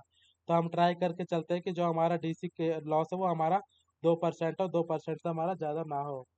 तो 2% अगर ज़्यादा होता है, ये डिपेंड करता है कि हमारा केबल की लेंथ कितनी है, क्या क्या हमारे फैक्टर हैं। तो हम उसमें अब चेक करते हैं, हमारा जो 15 एम्पियर है, अगर हम इसमें 4 स्क्वायर एम की केबल लेके चलते हैं, 4 स्क्वायर एम की केबल है जो हमारी, उसकी करंट कैरिंग कैपेसिटी है हमारी 55 एम्पियर। 55 एम्पियर हमारी करंट कैरिंग कैपेसिटी है। ये एक बार करंट फ्लो पे करना क्लिक, करंट फ्लो पे मल्टीप्लाई दिखाना क्या क्या किया था इसमें, एक बार नहीं किस पे क्लिक कर दो, मेंशन कर दो बस। इसमें हमने किया है जो हमारा स्ट्रिंग का जो आउटपुट करंट आ रहा है, एक 12.5 स्ट्रिंग उसको हमने डिवाइड कर दिया है जो हमारा डिरेटिंग फैक्टर है, एक तो टेम्परेचर है, 0.58, ठीक है ठीक है। वो जो हमारा टेम्परेचर है, और उसको हमने इससे मल्टीप्लाई कर दिया। तो उसकी वजह से जो हमारा मैक्सिमम जो हमारा क्या कहते हैं करंट फ्लो हो सकता है, उसकी वजह से एक स्ट्रिंग में तो हमारा 15 एम्पियर फ्लो हो सकता है। 15 एम्पियर से ज़्यादा हमारा करंट किसी भी हालत में हमारा फ्लो नहीं होगा, किसी भी रीजन, किसी भी कंडीशन में। तो जो हम 4 स्क्वायर एम के केबल लेके चल रहे हैं, तो उसकी जो करंट कैरिंग कैपेसिटी है 15 एम्पियर, यानी वो 55 एम्पियर है। वो जो करंट लेके जा सकता है 4 स्क्वायर एम का 55 एम्पियर लेके जा सकता है। तो मैक्सिमम जो हम स्टैंडर्ड में यूज़ करते हैं, जो कोई भी साइट हो, चाहे 10 किलोवाट की हो, चाहे 50 मेगावाट की हो, चाहे ग्राउंड माउंटेड हो, चाहे कमर्शियल हो, हम उसमें चेक करते हैं कि जो हमारा वोल्टेज ड्रॉप है अगर 2% से कम है तो हम 4 स्क्वायर एम के केबल यूज़ करते हैं। अगर 2% से ज़्यादा है तो 4 स्क्वायर एम के हम ना यूज़ करके हम कितने 6 स्क्वायर एम की यूज़ करेंगे। तो हम वोल्टेज ड्रॉप कैसे निकालेंगे वो अभी सीखेंगे हम। अगर हमारा 2% से कम है वोल्टेज ड्रॉप तो हम क्या यूज़ करेंगे, 4 स्क्वायर एम की केबल हम यूज़ करेंगे। 2% से अगर ज़्यादा है, ग्रेटर है लॉस।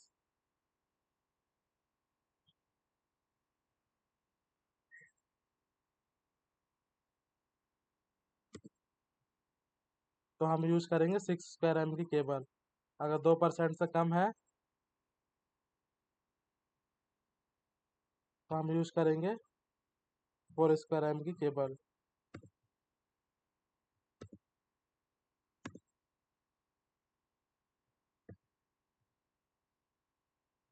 अगर हमारा डीसी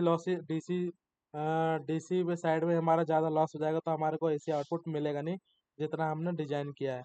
तो हम डीसी लॉस हम कम से कम करना चाहते हैं कि हमारा जो डीसी लॉस हो हम कम से कम हमारा हो।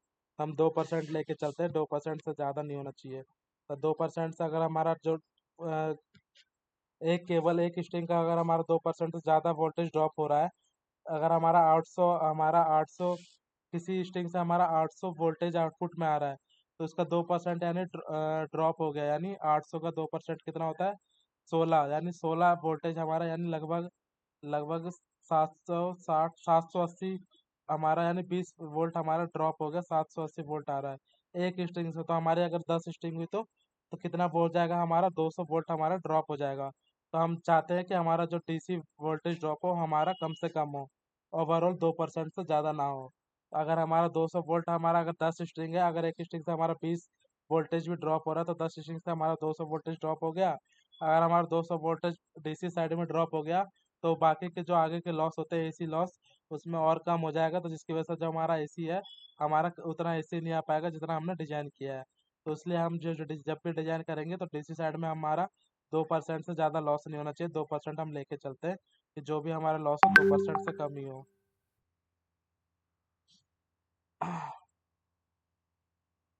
तो यहाँ पे हमने देख लिया कि अगर हमारा वोल्टेज ड्रॉप का जो फॉर्मूला होता है, अगला वोल्टेज ड्रॉप का जो फॉर्मूला है, हम वोल्टेज ड्रॉप कैसे निकालते हैं। तो हमारा वोल्टेज ड्रॉप का फॉर्मूला है,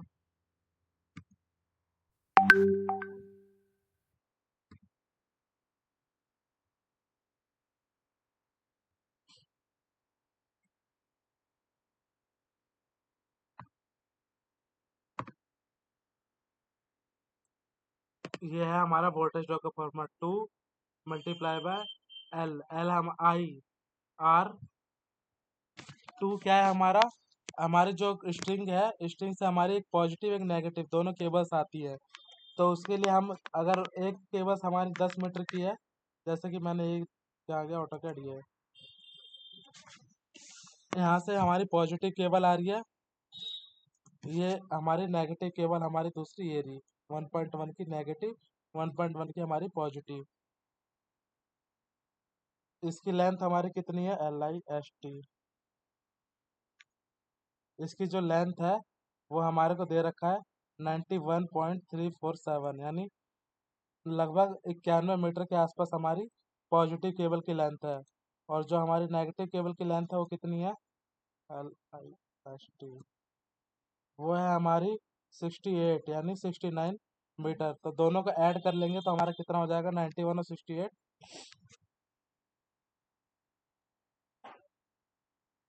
अगर हम टोटल दोनों को ऐड करके ये क्या एक्शन होता है, अगर हम दोनों को ऐड कर लेते हैं आपस में, जो हमारा वोल्टेज ड्रॉप का फॉर्मूला है, 2 × I × R × L। कहाँ गया ये फॉर्मूला, 2ILR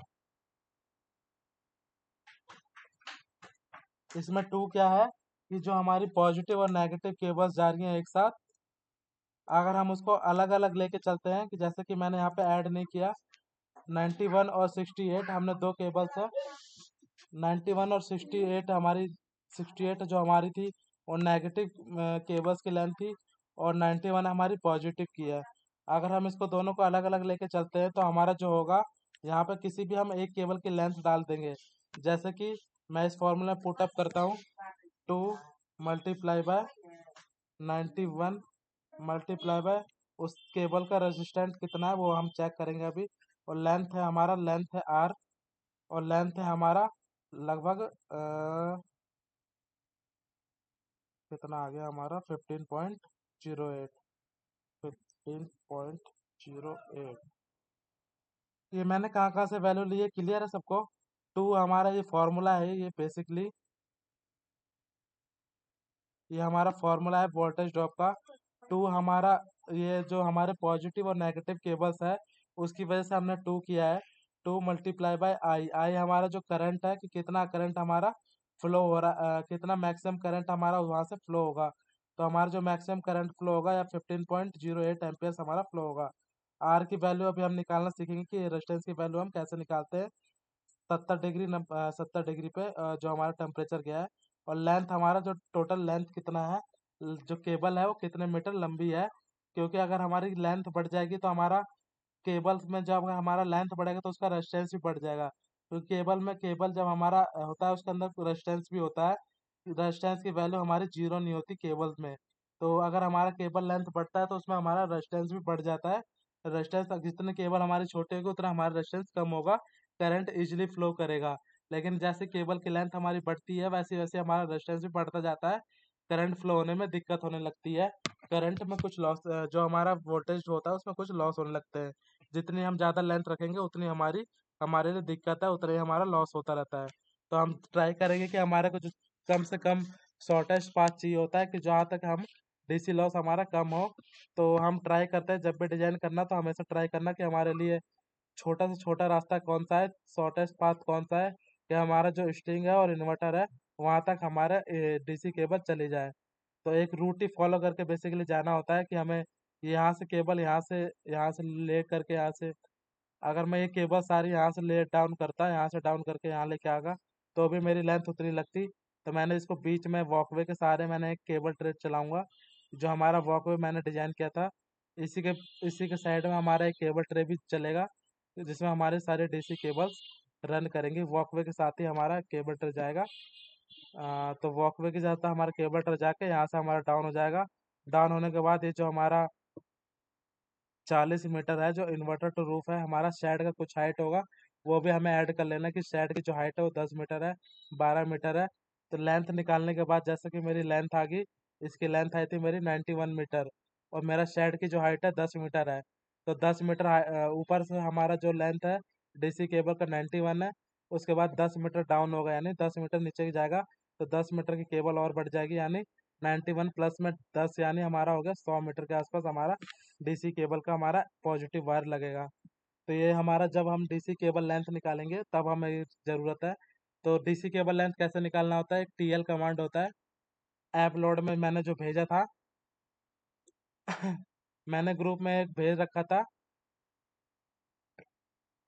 और टीएल कमांड सबने अपने अपने सिस्टम में लोड कर रखा था, जो मैंने ग्रुप में भेजा था टीएल। सर ये आवाज इंस्टॉल नहीं हो रहा था सिस्टम में। क्यों नहीं हो रहा है? उसे इंस्टॉल करोगे ना तो हो जाएगा, उस पर जब डबल क्लिक करोगे तो उस पर क्या लिखा आ रहा है, टीएल कमांड का यूज अब आएगा। क्योंकि जैसे हमने यहाँ पे इस लाइन को सेलेक्ट ऐप लोड करोगे, हमें टीएल कमांड कैसे लाना है, ऐप लोड जो मैंने भेजा है ऐप लोड कमांड दोगे तो यहाँ पे हमारे को दे रखा है total length, TL command load कर दोगे, क्लोज करोगे। अब हम इस लाइन को क्लिक करेंगे, टी एल एंटर, तो हमें यहाँ पे जो लेंथ है ऑटोमेटिकली लेंथ दिख जाएगी 91.347। वैसे ही अब हमारे को दूसरी लाइन का कमांड देना है, इस वाले का निकालना है, तो इस वाली लाइन को भी क्लिक करके फिर टी एल एंटर, तो हमें इस लाइन का लेंथ निकल जाएगा। वैसे ही अगर हम इन दोनों लाइन को सेलेक्ट कर लिया, मैंने पॉजिटिव और नेगेटिव दोनों केबल को मैंने सेलेक्ट कर लिया, उसके बाद मैंने टी एल दिया तो इसका टोटल लेंथ कितनी है 160 मीटर, वो भी हमारे को दिख जाएगी। तो टीएल कमांड बेसिकली हमारा टोटल लेंथ निकालने में हेल्प करता है। तो टीएल कमांड जो मैंने भेजा है ग्रुप में, उसको अपने सिस्टम में इंस्टॉल कर लेना। बहुत यूज़फुल कमांड है वो। कोई भी हमें लाइन को सेलेक्ट करके उसकी टोटल लेंथ कितनी है वो सारी हमारे को यहाँ से टीएल कमांड से हमारे को कवर हो जाती है। जैसे कि मेरी एक वोल्टेज ड्रॉप जो हमारा निकलेगा, वो हमारा निकलेगा कितना हमारा केबल लंबी है, कितना हमारा केबल हमारा कितना मीटर यूज़ हो रहा है। क्योंकि अगर हमारा 10 मीटर यूज़ होगा तो हमारा उतना रेजिस्टेंस नहीं होगा। जितना हमारा 100 मीटर केबल होगा तो उतना हमारा उसमें रेजिस्टेंस की वैल्यू बढ़ जाएगी। तो 10 मीटर और 50 मीटर 100 मीटर के अलग अलग रेजिस्टेंस की वैल्यू होती है। जितना ज़्यादा केबल लेंथ रहेगा उतनी रेजिस्टेंस की वैल्यू हमारी ज़्यादा रहती है। तो हमें ये सब कैलकुलेट करना होता है। तो जो हमारा नेक्स्ट है, हम रेजिस्टेंस केबल का रेजिस्टेंस कैसे कैलकुलेट करते हैं, वो फार्मूला होता है। वो फार्मूला है, ये ऊपर दे रखा है फार्मूला। आर यानी रेजिस्टेंस हमें निकालना है केबल का, कि जो हमारा एक रेफरेंस वैल्यू होती है जो कि हमारे को डाटा शीट में गिवन होती है, कि हमारा जो 70 जो 20 डिग्री पे mentioned. हमारा जो Okay, केबल का this रेजिस्टेंस है वो on the कितना roof है। gets heated, and that ये heat is हमेशा also केबल के transferred data to sheet the पे गिवन conduit. रहेगा। Okay, calculation for particular module, but that is so we get is a 11.3. We are consider at the 30 degree. I divide एक cable के 5 data set भेज to दूंगा check. मैं group में, उसमें से See, सब for an अपने फैक्टर example, जो भी I है have सब चेक कर considered this लेना। image. ये रही हमारी, ये हमारा केबल का डाटा शीट है। 4 स्क्वायर एम का केबल हम यूज़ कर रहे हैं, जो उसका हमारा जो रेजिस्टेंस की वैल्यू है 5090 है, किलोमीटर है पर ओम। यानी 1 किलोमीटर में जो हमारी रेजिस्टेंस की वैल्यू रहेगी वो रहेगी हमारी 5090। 1 किलोमीटर यानी 1 किलोमीटर में कितने मीटर होते हैं, 1000। 1000 मीटर इक्वल टू 1 किलोमीटर। तो हम बेसिकली जो मीटर हमारे जो केबल लग रही है वो 160 मीटर लग रही है, और वो हमारा जो टेम्परेचर है वो 70 डिग्री पे है। तो ये जो हमारा टेम्परेचर दे रखा है, ये जो अगर हमारा 20 डिग्री टेम्परेचर होता है साइट का, तो उसमें रेजिस्टेंस की वैल्यू कितनी रहेगी वो हमारे को गिवन है। लेकिन जो हमारा साइट का टेम्परेचर है वो हमारा 70 डिग्री है। 40 + 30 70 हो गया। तो हमें 70 डिग्री पे कितना टेम्परेचर है वो बढ़ेगा, क्योंकि जब टेम्परेचर बढ़ता है तो टेम्परेचर की वजह से जो हमारा रेजिस्टेंस है वो भी बढ़ जाता है। जब हमारा रेजिस्टेंस बढ़ेगा तो हमारा जो करंट है वो सर्किट से इजीली फ्लो नहीं होगा करेगा इजीली फ्लो नहीं हो पाएगा। जो हमारा रेजिस्टेंस है वो हमारा अपोज करेगा करंट को फ्लो होने में, केबल में उसमें फ्लो करेगा, तो उसको रोकेगा उसको करंट को फ्लो होने में। तो कितना उसका मतलब कितना ओम्स उसका वैल्यू आएगा वो हमें चेक करना है। तो बेसिकली जो हमारा को ये किलोमीटर में है, इसको हम मीटर में कन्वर्ट करेंगे। तो जो हमारी 5090 वैल्यू है, हम इसको इसको पहले मीटर में कन्वर्ट करेंगे। तो जो हमारी पर मीटर के जो 20 डिग्री पे हमारी जो वैल्यू आ रही है, 20 डिग्री सेल्सियस पे जो हमारी केबल की रेजिस्टेंस की वैल्यू है, वो है हमारी केबल की रेजिस्टेंस की वैल्यू। केबल RESIS रेजिस्टेंस की वैल्यू है जो हमारी है 5090 ओम पर मीटर, ओम पर किलोमीटर। अब हम इसको चेंज करेंगे मीटर में। तो मीटर में चेंज करने के लिए क्या करना पड़ेगा, हम इसको डिवाइड कर देंगे 1000 से, यानी 1000 इक्वल टू 1 किलोमीटर। तो हम इसको जब हम 1000 से डिवाइड करेंगे तो कितनी हमारी वैल्यू आएगी, 5090 डिवाइडेड बाय 1000। ये हमारी जो वैल्यू आएगी, ये हमारी वैल्यू आ गई, ये आ गई हमारी मीटर में, ओम पर मीटर। ठीक है, यहाँ तो सबको क्लियर है। हमारी जो डाटा शीट में वैल्यू गिवन है वो हमारी गिवन थी किलोमीटर में, 5090। तो एक किलोमीटर को हमने क्या कर दिया, सीधा हमने कन्वर्ट कर दिया मीटर में कर दिया, क्योंकि हमारी जो केबल है वो किलोमीटर में ना यूज़ होके हमारी जो केबल यूज़ हो रही है वो किलोमीटर में यूज़ हो सिर्फ मीटर में यूज़ हो रही है। कितना सर मीटर यूज़ हो रहा है, सर इस पॉइंट को एक बार फिर से रिवाइज कर दीजिए बस थोड़ा सा। हमने यहाँ से जो हमारी टोटल केबल यूज़ हो रही है, डीसी केबल एक स्ट्रिंग के लिए यूज़ हो रही है, हमने कितना यूज़ किया, वो हमारा यूज़ हुआ 160 मीटर। ठीक है, यहाँ से हमने टोटल कमांड हमने जो चेक किया, जो हमारी टोटल डीसी केबल एक स्ट्रिंग के लिए यूज़ हो रही है 160 मीटर यूज़ हो रही है। तो जो हमारे डाटा शीट में हमारे को वैल्यू गिवन है कि जो हमारा हमारा अगर क्या कहते हैं 1 किलोमीटर हमारा 1 किलोमीटर अगर हमारा केबल की लेंथ है, तो उस कंडीशन में हमारा जो केबल का रेजिस्टेंस होगा वो हमारा कितना होगा, 5.090, ये हमारा केबल का रेजिस्टेंस है 1 किलोमीटर के लेंथ पे। जब हमारा केबल 1 किलोमीटर का है, यानी 1 किलोमीटर का यानी 1000 मीटर की अगर हम केबल लेके जाते हैं, तो हमारा जो उस टाइम में रेजिस्टेंस की वैल्यू रहेगी वो 5.090 रहेगी। यहाँ तक क्लियर है सर हाँ हमसाद? यहाँ तक क्लियर है? ये हमें वैल्यू कहाँ से मिल रही है? ये मिल रही है 0.5090। ये हमारी 1 किलोमीटर एक किलोमीटर जो हमारी डीसी केबल की लेंथ है, उसकी वैल्यू, उसकी रेजिस्टेंस की वैल्यू है ये 5.090। अगर हम इसको 160 मीटर यानी हम इसको मीटर में कन्वर्ट करेंगे, तो 1 मीटर में जितना कितना आएगा हमारा, तो हमने इसको डिवाइड कर दिया कि हमारा 1 मीटर में कितना आएगा। 1 मीटर में हमारा जो रेजिस्टेंस की वैल्यू रहेगी वो ये रहेगी, तो डिवाइडेड बाय हमने 1000 कर दिया। तो हमारा 1 मीटर में जो हमारे रेजिस्टेंस की वैल्यू रहेगी वो रहेगी 0.00509। क्लियर है यहाँ तक? Okay sir. हमने कुछ नहीं किया, जो हमारे किलोमीटर में थी, 1 किलोमीटर में हमारी जो रेजिस्टेंस की वैल्यू थी, हमने उसको 1000 से डिवाइड करके 1 मीटर में जो हमारी रेजिस्टेंस की वैल्यू है वो हमने निकाल दी। और हमारा जो टोटल केबल यूज हो रहा है वो कितना हो रहा है? 160 मीटर यूज हो रहा है। तो 160 मीटर के यूज में हमारा टोटल रेजिस्टेंस कितना होगा? हम इसको मल्टीप्लाई कर देंगे 160 मीटर से। तो हमारा 160 मीटर के जब केबल हम यूज करेंगे तो उसमें रेजिस्टेंस की वैल्यू कितनी आएगी वो हमें पता चल जाएगा। आपने कुछ नहीं किया, बेसिकली 1 किलोमीटर को हमने पर मीटर में निकाल दिया कि हमारा पर मीटर रेजिस्टेंस की वैल्यू कितनी आ रही है। पर मीटर के रेजिस्टेंस की वैल्यू निकालने के बाद हम 160 से यहाँ पे फॉर्मूले में मल्टीप्लाई कर देंगे। लेकिन जो यहाँ पे दूसरा कंडीशन ये है कि जो हमने यहाँ पे वैल्यू गिवन है वो हमारी 20 डिग्री सेल्सियस पे।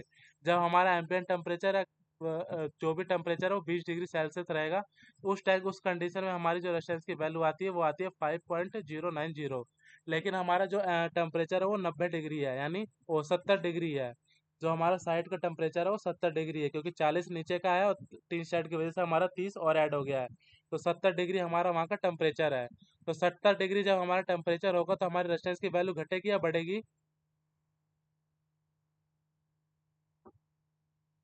जब टेम्परेचर हमारा घटेगा तो जब हमारा टेम्परेचर बढ़ता है तो हमारी रेजिस्टेंस की वैल्यू घटती है या बढ़ती है? बढ़ती है। बढ़ती है ना। तो सेम टेम- हमारा वही वही फॉर्मूला है। जब हमारे यहाँ पे हमें कितना बढ़ेगा वो हमें फाइंड आउट करना है जब हमारा टेम्परेचर 70 डिग्री पे पहुँचता है। तो ये फॉर्मूला है, हमने यहाँ से आर रेफरेंस, यानी हमारा जो रेजिस्टेंस है, जो रेफरेंस हम ले रहे हैं, ये फॉर्मूला नोट कर लेना। R reference multiply by 1 plus में ये अल्फ़ा, अल्फ़ा की वैल्यू है जो हमारा कंडक्टर है, जो हमारा डीसी केबल में जो हमारा कंडक्टर है वो एल्युमिनियम है, स्टील है, कॉपर है, क्या है वो कंडक्टर है। तो यहाँ पे जो हमारा यूज हो रहा है वो टिन कॉपर यूज हो रहा है। तो टिन कॉपर के हम नेट पे सर्च करेंगे अल्फा की वैल्यू क्या होती है, यानी टेम्परेचर कोफिशिएंट की वैल्यू क्या होती है हमारी टिन कॉपर की, जो हमारी मटेरियल है। तो हम यहाँ पर सर्च करेंगे टिन कॉपर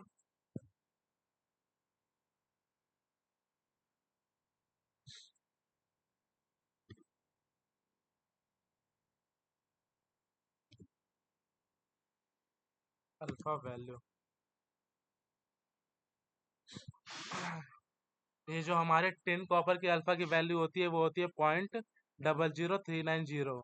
ये हमारे टेम्परेचर कोफिशिएंट की वैल्यू हमें मिल गई, ये रही हमारी टिन कॉपर की वैल्यू, हमारा जो यूज हो रहा है मटेरियल। तो हम इसको मल्टीप्लाई करते, यहाँ पे हमारे को गिवन है जो ये 0.00393 है, ये हमारा है। और ये हमारा 70 डिग्री जो वहाँ का टेम्परेचर है, माइनस में हमारा जो 20 डिग्री टेम्परेचर है। ये सेम हमारा जो वोल्टेज हमने निकाला था ना, मैक्सिमम और मिनिमम वोल्टेज जो हमारा स्ट्रिंग कैलकुलेशन किया था, सेम वही फॉर्मूला है। हम यहाँ पे यूज करते थे वीओसी, याद है सबको? वीओसी 1 प्लस में अल्फा T2 माइनस T1। ये हमारे जो पुरानी क्लास थी, दर्शन भाई, एक ये वाला फॉर्मूला हमने यूज किया था, हाँ वीओसी हाँ, वोल्टेज ड्रॉप के मल्टीप्लाई लिए। बाय 1 प्लस में अल्फा T2 माइनस T1, जब हमने स्ट्रिंग कैलकुलेशन किया था। वोल्टेज ड्रॉप के लिए लिया था हमने। हाँ हाँ, सेम वही फॉर्मूला हमें यूज करना है। तो ये यहाँ पे हमारा जो रेफरेंस की वैल्यू है, जो हमारी रेजिस्टेंस हमारे गिवन है, रेफरेंस लेके हम चल रहे हैं, तो ये फॉर्मूला है हमारा 0.509 पर किलोमीटर। तो हमने इसको केज में कन्वर्ट कर लिया, मीटर में कन्वर्ट कर लिया। मीटर में कन्वर्ट करने के बाद हमारा जो आ रही वैल्यू ये आ गई। हम इसको जो हमारा अगला अगला है वो है, जो हमारा रेजिस्टेंस फाइंड आउट करने का फॉर्मूला है, आर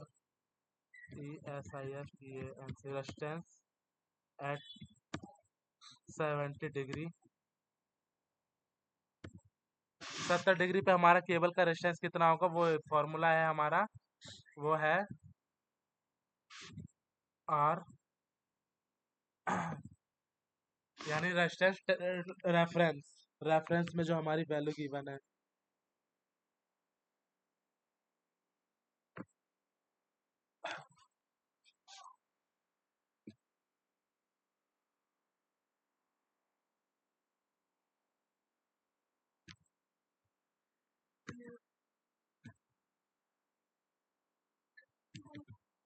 आर रेफरेंस जो हमारी ये वैल्यू है, ये हमारी आर रेफरेंस है, क्योंकि हमारी डाटा शीट में जो वैल्यू गिवन है रेजिस्टेंस की, वो 20 डिग्री टेम्परेचर 20 डिग्री सेल्सियस पे हमारी गिवन है। तो हमारा जो रेफरेंस होगा, रेजिस्टेंस का रेफरेंस होगा, वो हमारा ये वाली वैल्यू रहेगी जो हमारी डाटा शीट में गिवन है, क्योंकि हम इसी का रेफरेंस लेके हम कैलकुलेट कर रहे हैं कि 20 डिग्री पे हमारा जब रेजिस्टेंस इतना है, तो 70 डिग्री पे हमारा टेम्परेचर हमारा रेजिस्टेंस कितना होगा। तो हमारे रेजिस्टेंस की जो वैल्यू है, रेफरेंस की वैल्यू है, वो हमारी आर रेफरेंस है ना, रेजिस्टेंस रेफरेंस हमारी जो डाटा शीट में गिवन है, वो वैल्यू लेनी है, मल्टीप्लाई 1 प्लस में अल्फा। अल्फा की वैल्यू हमें कहाँ से सर्च करनी है, हमें नेट से सर्च कर लेनी है। नेट से सर्च के नहीं करनी, लेकिन जो हमारा मोस्टली जो यूज होता है, अल्फा की वैल्यू यही होती है 0.00393। ये हमने नेट से सर्च कर लिया था। जो हमारा टिन कॉपर है, टिन कॉपर जो हमारा कॉपर का जो हमारा अल्फा की वैल्यू कितनी होगी, मैंने लिख दिया टिन कॉपर अल्फा वैल्यू, यानी टेम्परेचर कोफिशिएंट की वैल्यू कितनी है हमारी, ये है। हमारे को ये वाली वैल्यू नेट से मिल जाएगी। ये हमें कॉपी करके यहाँ पे हमें इस वाली वैल्यू को हमें यहाँ डाल देना है, माइनस में T2 माइनस T1। T2 हमारा क्या होता है, जो वहाँ का हमारा एम्बिएंट एक्चुअल टेम्परेचर है, जो हमारा एक्चुअल टेम्परेचर कितना है, 70 है। साइट का जो टेम्परेचर है वो 70 है, और हमारा जो केबल में हमारा जो टेम्परेचर दे रखा है कितना है, वो 20 डिग्री पे दे रखा है। यहाँ पे गिवन है सबको, ये गिवन होगा सबको, 20 डिग्री दिखाई दे रहा है ना सबको। हाँ, अमन साहब, ये 20 डिग्री दिखाई दे रहा है ना, 20 डिग्री कहाँ का है, यस सर, दिखाई दे रहा है। ये 20 डिग्री पे हमारे जो रेजिस्टेंस की वैल्यू है, ये है। और हमें फाइंड आउट हाँ। करना है 70 डिग्री पे हमारी जो रेजिस्टेंस की वैल्यू आएगी कितनी आएगी। तो जब हम इस फॉर्मूले में पुट अप करेंगे, तो हमारा जो 70 डिग्री पे जो हमारी रेजिस्टेंस की वैल्यू आएगी, वो हमेशा 20 डिग्री से ज़्यादा आएगी, क्योंकि जब हमारा टेम्परेचर बढ़ता है तो हमारे रेजिस्टेंस की वैल्यू भी बढ़ जाती है, रेजिस्टेंस भी हमारा बढ़ता है। तो उसके अकॉर्डिंग हमें 70 डिग्री पे हमें पहले रेजिस्टेंस की वैल्यू निकालनी है। तो हम 70 डिग्री पे हम यहाँ पे निकाल रहे हैं वैल्यू। तो हमारा जो आएगा, हमने क्या निकाला था, ये वाली वैल्यू ली थी। टी रेफरेंस हमारा क्या है, 0.00509। ये मैंने कहाँ से कैलकुलेट किया था, ये वाली वैल्यू मैंने कहाँ से ली है, सर नेट से ली थी ये तो। ये हमारी केबल नो के नो नो, डाटा ये शीट इस में पैक, गिवन है। हाँ इस पैक सीट केबल से, की केबल की जो ये डीसी वाली। केबल की डाटा शीट है, उसमें ये वाली वैल्यू हमारी गिवन है। हमने ये किलोमीटर में है, तो इसको हमने मीटर में कन्वर्ट कर लिया। ये पर किलोमीटर था, हमने पर मीटर निकाल दिया। तो मीटर निकालने के लिए क्या किया है, 1000 से डिवाइड कर दिया है। ठीक है, बस यही किया और कुछ नहीं किया है। क्लियर है ना यहाँ तक, कि हमने इसको क्या किया है, ये पर किलोमीटर में हमारा गिवन वैल्यू था, जो ये वैल्यू है ये हमारी पर किलोमीटर में गिवन थी। हमने इसको बस चेंज कर लिया, चेंज करके हमने पर मीटर में निकाल लिया। ये हमारी पर मीटर की वैल्यू आ गई, क्योंकि हमारी जो केबल यूज हो रही है, वो 160 मीटर यूज हो रही है, ना कि 1 किलोमीटर 2 किलोमीटर यूज हो रही है। तो हमें पर मीटर निकालना है, तो हमने पर मीटर के हिसाब से हमने रेजिस्टेंस अपना निकाल लिया, कि हमारा जो पर मीटर के हिसाब से कितना रेजिस्टेंस हमारा बढ़ेगा। उसके बाद हमारा जो आता है नेक्स्ट, वो आता है 1 प्लस में 1 प्लस में अल्फा की वैल्यू क्या थी हमारी, 0.00393। ये वैल्यू हमने कहाँ से ली थी, नेट से ली है। नेट पे हमारी वैल्यू गिवन है, कि जो हमारा कॉपर है, कॉपर जो हमारा कंडक्टर है, बेसिकली जो डीसी केबल है, उसमें जो हमारा कंडक्टर होता है, वो कॉपर का यूज होता है, टिन कॉपर का। वो टिन कॉपर का जो रेजिस्टेंस होता है, टेम्परेचर कोफिशिएंट जो रेजिस्टेंस होता है, वो उसकी वैल्यू होती है 0.00393। तो ये वैल्यू हमें नेट से भी मिल जाएगी। हमें सर्च करना है कि temperature coefficient of tinned copper. Tinned copper ये ऊपर लिखा पड़ा है, टिंड कॉपर। इस ये हमारा कंडक्टर है, कंडक्टर हमारा, यानी कंडक्टर कौन सा मटेरियल हम यूज कर रहे हैं, एल्युमिनियम यूज कर रहे हैं, कॉपर यूज कर रहे हैं, या फिर जो भी मटेरियल हम यूज कर रहे हैं, स्टील यूज कर रहे हैं, जीआई स्ट्रिप यूज कर रहे हैं, हर एक मटेरियल का अपना एक रेजिस्टेंस वैल्यू होती है। एल्यूमिनियम का रेजिस्टेंस वैल्यू अलग होगा, कॉपर का अलग होगा, जीआई स्ट्रिप का अलग होगा, केबल और बाकी जो अदर मटेरियल्स आते हैं, हर एक का अपना अपना एक रेजिस्टेंस वैल्यू होता है। तो वो कितना उसको करंट फ्लो, एक जो नॉन कंडक्ट एक मेटल होता है, एक नॉन मेटल होता है। नॉन मेटल में जो रेजिस्टेंस की वैल्यू होती है वो कितनी होती है, और जो मेटल में होती है उसकी रेजिस्टेंस की वैल्यू कितनी होती है, वो हम जो हमारा नॉन मेटल होता है उसमें हमारा करंट बिल्कुल नॉन कंडक्टर नॉन कंडक्टर कह रहा हूँ बेसिकली, नॉन कंडक्टर जो होता है उसमें जो रेजिस्टेंस की वैल्यू होती है वो बहुत ज़्यादा होती है, जिसकी वजह से हमारा करंट उस वाले कंडक्टर से फ्लो नहीं कर पाता। इंसुलेटर। और जो हमारा कंडक्टर होता है उसमें हमारी रेजिस्टेंस की वैल्यू कम होती है, जिसकी वजह से हमारा करंट है वहाँ से उस सर्किट से फ्लो हो जाता है।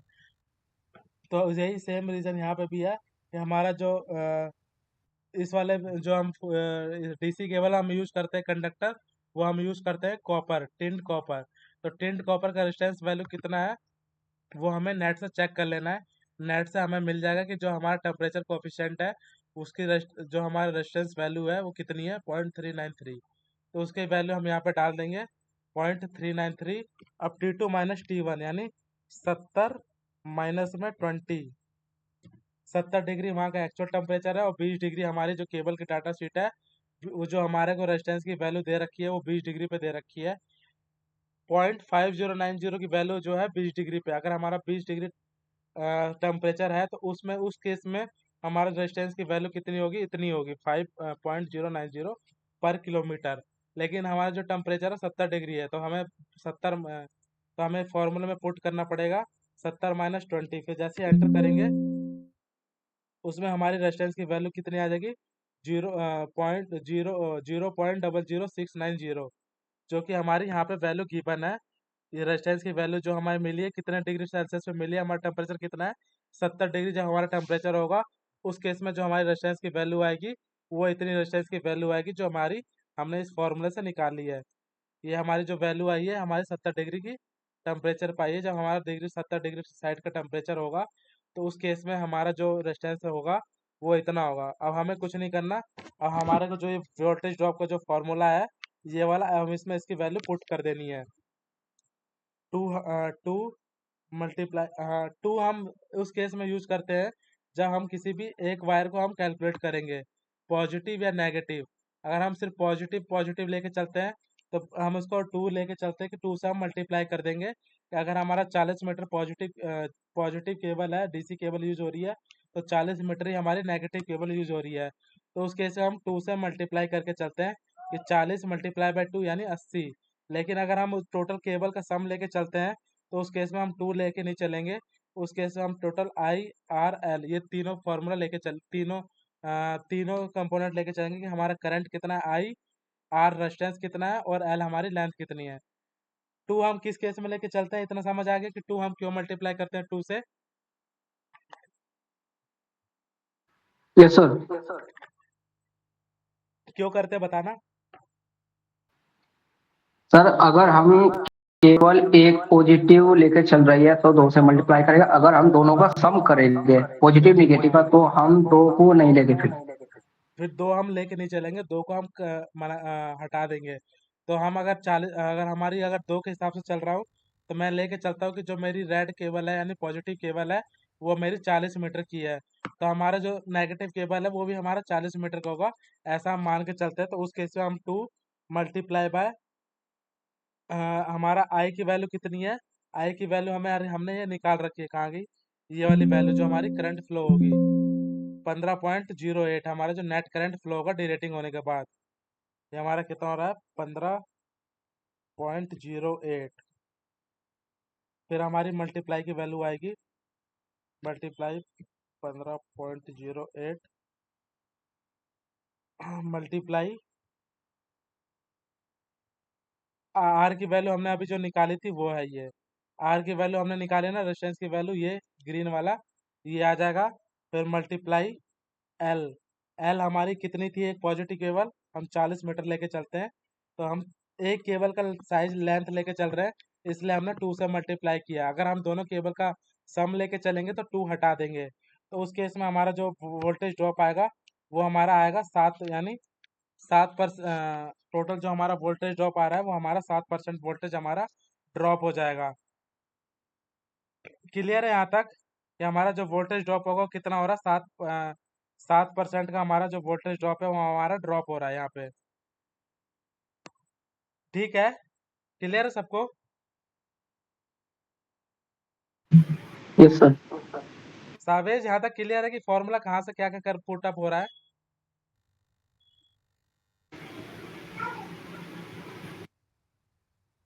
सावेज नहीं है क्या?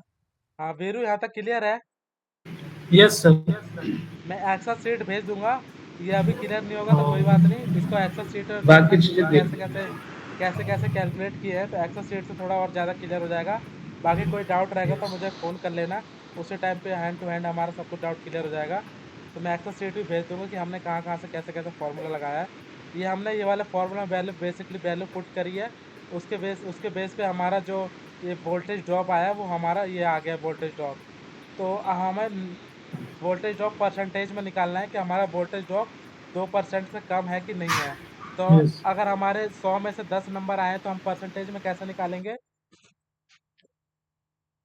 अगर हमारे 10 नंबर आए हैं 100 में से, तो हमारे कितना परसेंट आए हैं, तो हमें कैसे निकालते हैं? 10 divided by 100. सर हैं 10 divided by 100. 10 divide by 100, same यही है हमारे यहाँ पे मल्टीप्लाई। भी। हाँ हाँ, मल्टीप्लाई बाय 100। जब भी हमें परसेंटेज निकालना हो तो मल्टीप्लाई बाय 100, और जब हम परसेंटेज हटाना हो तो डिवाइड बाय 100। ये वाला हमारा कॉन्सेप्ट पहले से क्लियर है, हम पढ़ते हुए आ रहे हैं। तो सेम वही है, हमारा जो वोल्टेज ड्रॉप है 7.347199 है, डिवाइड बाय हम इसको किससे डिवाइड करेंगे? जो हमारी स्ट्रिंग की वोल्टेज आ रही है। हमारे जो एक स्ट्रिंग में कितने मॉड्यूल कनेक्टेड है? 16।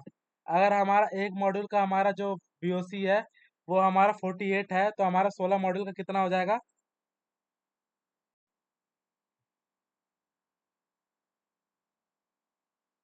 एक मॉड्यूल का हमारा VOC 48 है, तो हमारे आपस में जो सीरीज में कनेक्टेड है वो 16 है। तो 48 मल्टीप्लाई बाय 16, जो हमारा वोल्टेज रहेगा स्ट्रिंग का कितना रहेगा? 768 वोल्ट रहेगा। क्लियर है यहाँ तक?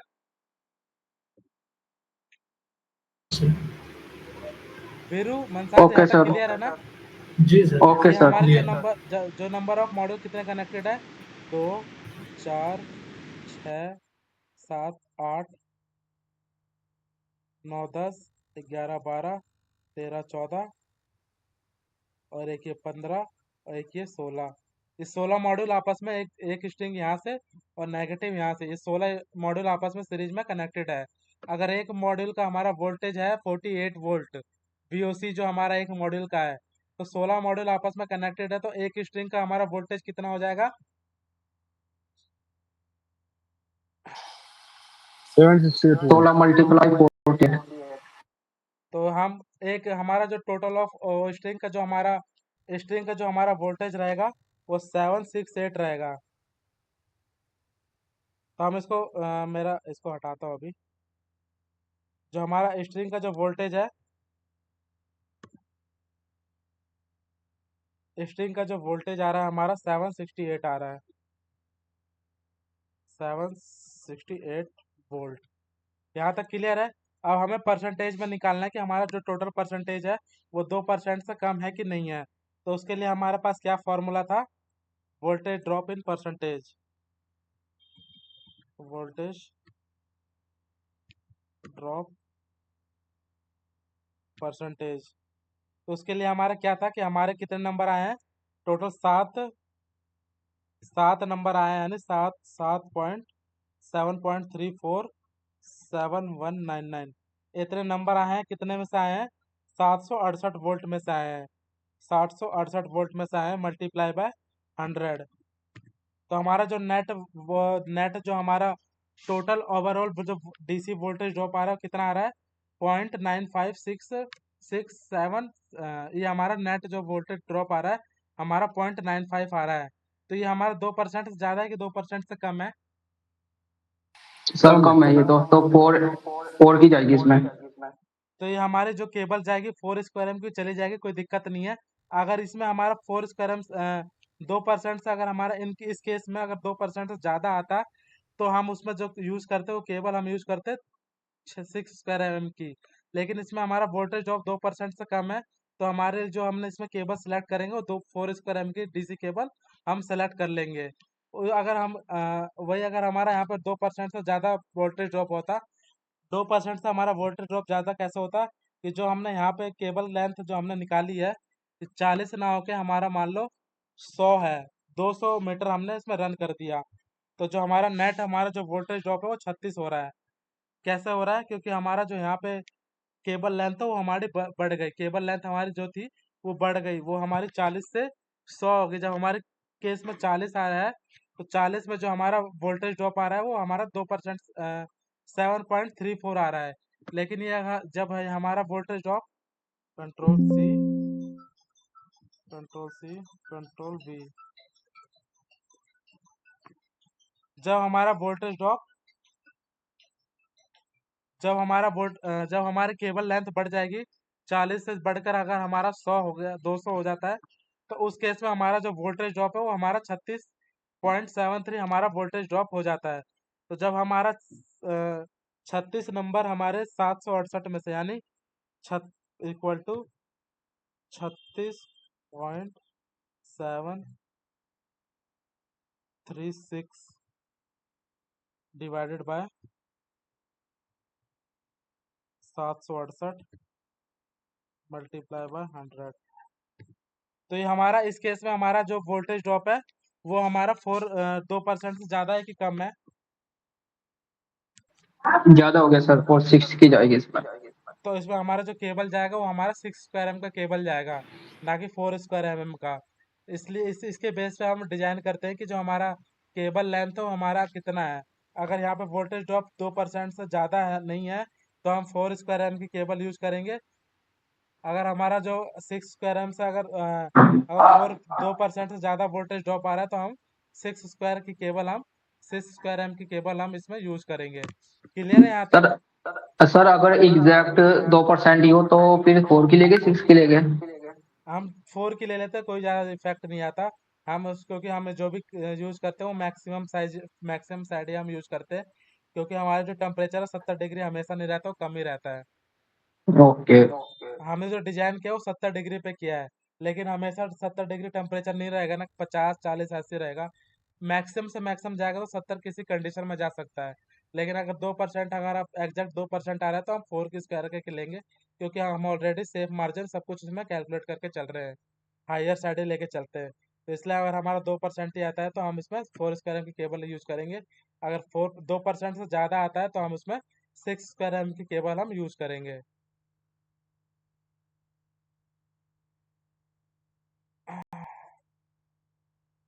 ठीक है दर्शन भाई, यहाँ तक क्लियर हुआ कि हम 4 स्क्वायर के हम केबल हम किस कंडीशन में यूज करते हैं और 6 स्क्वायर के हम केबल किस कंडीशन में यूज करेंगे।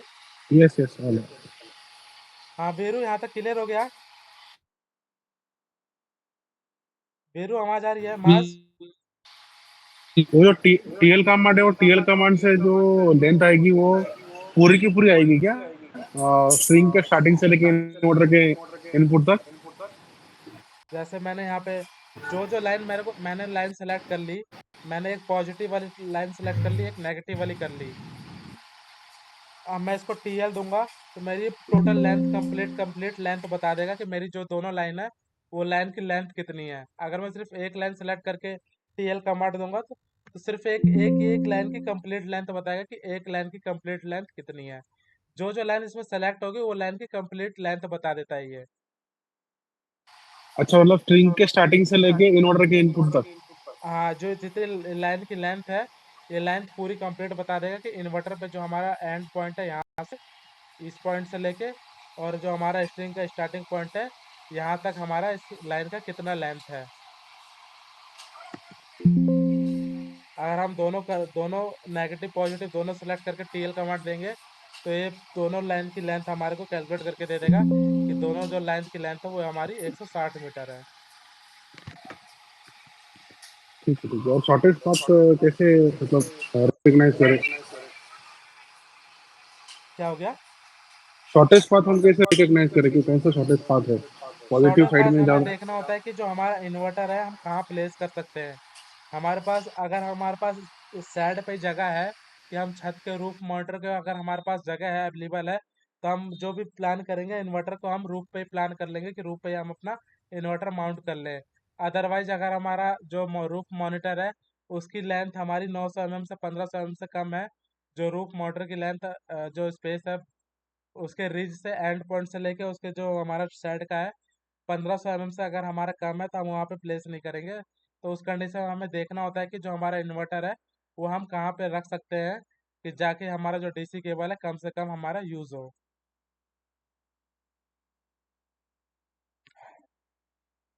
हमें सब प्लान करके चलना होता है जब हम साइट सर्वे करने जाते हैं, तो हमें सब कुछ माइंड में रखना होता है कि हमारी जो डीसी केबल लेंथ है वो हमारी शॉर्टेस्ट कहाँ से कहाँ हम कहाँ प्लेस करें, कहाँ रखें कि जाके हमारा जो एसी केबल की लेंथ और डीसी केबल की लेंथ कम से कम हमारी यूज़ हो। ये सब हमें डिजाइन करना होता है। अगर मैं इन्वर्टर को इस जगह रखता हूँ तो हमारा जो हमारी डीसी केबल की लेंथ है वो हमारी कम लगेगी। जबकि मैं यहाँ पर अगर इन्वर्टर को इस जगह प्लेस करूँगा तो हमारी जो सारी केबल्स हैं ये हमारी यहाँ पे एक्स्ट्रा केबल्स लगेंगी कुछ, क्योंकि इसको पूरा यहाँ पे फॉलो करते हुए यहाँ जाना पड़ेगा। क्योंकि हमारा मॉडल सिर्फ इस साइड लग रहे हैं, तो हमें ऐसी जगह प्लान करना है कि हमारा जो डीसी केबल है कम लगे। बेसिकली मैं अगर इस साइड इन्वर्टर लगाऊंगा तो हमारा डीसी केबल हमारा कम लगेगा। अगर मैं रूफ के उस साइड लगाऊंगा तो हमारे डीसी केबल की लेंथ बढ़ जाएगी। तो ये सब हमें को कैलकुलेट करना होता है सब कुछ। साइट सर्वे करना जाना होता है तो पूछना होता है कि क्लाइंट से भी कि जब हम आपके पास कहाँ है ऐसी जगह है जो हमारा इन्वर्टर प्लेस कर सकते हैं, सब कुछ एचडीबी भी लगा सकते हैं, अर्थिंग हम कहाँ कर सकते हैं। तो ये सब लोकेशन हमें फाइंड आउट करनी होती है, पूछनी होती है क्लाइंट से। या फिर हमें उनको नहीं पता तो हमें खुद ही सजेस्ट करना पड़ता है कि हम एसी केबल यहाँ लगाएंगे तो हमारा लॉसेस कम होगा, अगर हमारा डीसी इन्वर्टर यहाँ लगेगा तो हमारा डीसी लॉसेस कम होता है।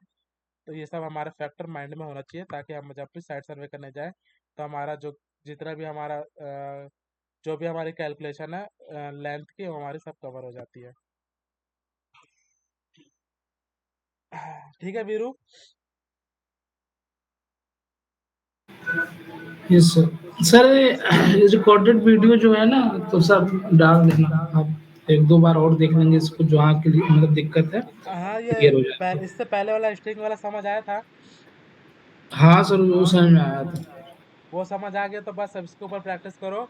और मेरे पीछे पीछे जो मैंने साइट भेजी है उस पर मॉडल लेआउट और डीसी स्ट्रिंग का काम स्टार्ट करो, क्योंकि प्रैक्टिस नहीं करोगे तो आज कल परसों में 3 दिन के अंदर ये भूल जाओगे। अगर ये प्रैक्टिस में यस रहेगा तो ये हमेशा याद रहेगा। बिना यस। प्रैक्टिस के फिर ये भूल जाओगे, एक हफ्ते बाद फिर दोबारा नेक्स्ट क्लास से पूछोगे कि ये कैसे था कैसे था। तो इसे आज ही कल ही में प्रैक्टिस में लो ताकि जो वीडियो है इसको भी हेल्प मिल जाए इस वीडियो से भी। और प्लस में अगर कोई भी डाउट आता है तो मुझे आज ही कॉल कर लो चाहे कल ही कॉल कर लो। बेसिकली मेरे बीच में तबीयत ख़राब हो गई थी तो इसकी वजह से मैं कुछ रिस्पॉन्स नहीं कर पा रहा था। लेकिन अब मेरा फ़िलहाल थोड़ा सही है तो मैं इसलिए मैंने क्या फिर सोचा ले लो। अब मैं रिस्पॉन्स भी करूँगा तो मुझे कोई भी डाउट है तो उसी टाइम मुझ पर क्लियर हो जाना है। ठीक है दर्शन भाई, ठीक है मनसार। सर वो जो स्प्रिंग वाला क्लास था उसकी एक्सेल शीट भेज देना, क्योंकि मेरे को समझने में प्रॉब्लम हो रही है थोड़ी सी। ज्यादा नहीं है, ठीक है बस मैं दोनों समझना है उसका थोड़ा सा। ठीक है मैं दोनों को भेज दे रहा हूँ। ठीक है दर्शन भाई, ओके। कुछ प्रॉब्लम तो नहीं है ना अभी तक? नहीं नहीं नहीं, कोई दिक्कत नहीं, समझ जाएंगे समझ जाएंगे। ठीक है फिर मैं आज क्लास एंड करता हूँ, रिकॉर्डेड क्लास जो है भेज देता हूँ ग्रुप में। और बाकी एक्सेल एक्सेल फाइल भेज देता हूँ। अब नेक्स्ट क्लास जो होगी अपनी उसमें हम एसी केबल कैलकुलेशन सीखेंगे। आज की हमारी डीसी केबल कंप्लीट होगी। एसी केबल कैलकुलेशन में हमारे क्या क्या फैक्टर होते हैं, क्या क्या हमारे ग्रुपिंग फैक्टर क्या है, अगर हम ग्राउंड माउंटेड है क्या हम केबल ट्रंच से लेके जा रहे हैं एसी केबल तो हमारे क्या फैक्टर है। ये जो भी हमारे एसी केबल कैलकुलेशन में जो क्या क्या कैलकुलेशन है क्या क्या फैक्टर है, ये आने वाली कल की या परसों की क्लास में हम कवर कर लेंगे। हाँ ठीक जी है। सर। हाँ। हाँ हाँ सर जैसे कि क्लास चल रही है, क्या इनके एक डिजाइन गाइड मिल सकती है हाँ हाँ ताकि उनसे नोट्स बना ले, आसानी हो जाएगी इसमें। ठीक है मैं भेज दूंगा, ग्रुप में भेज देता हूँ, मेरे पास जहाँ से अरेंज होता है मैं भेजता हूँ। ओके ओके, हाँ क्योंकि सर डिजाइन गाइड से आसानी हो जाएगी समझने में। ठीक है, क्या क्या हमें फैक्टर क्या क्या लेना है, कैसे कैसे कि स्टेप वाइज क्या क्या करना है सब उसमें ही लिखा रहेगा। ठीक है। ओके ओके ओके, ठीक है सर। ठीक है फिर आज की क्लास एंड करता हूँ, आने वाली कल की क्लास में फिर मिलते हैं। ठीक है। ओके। Okay okay.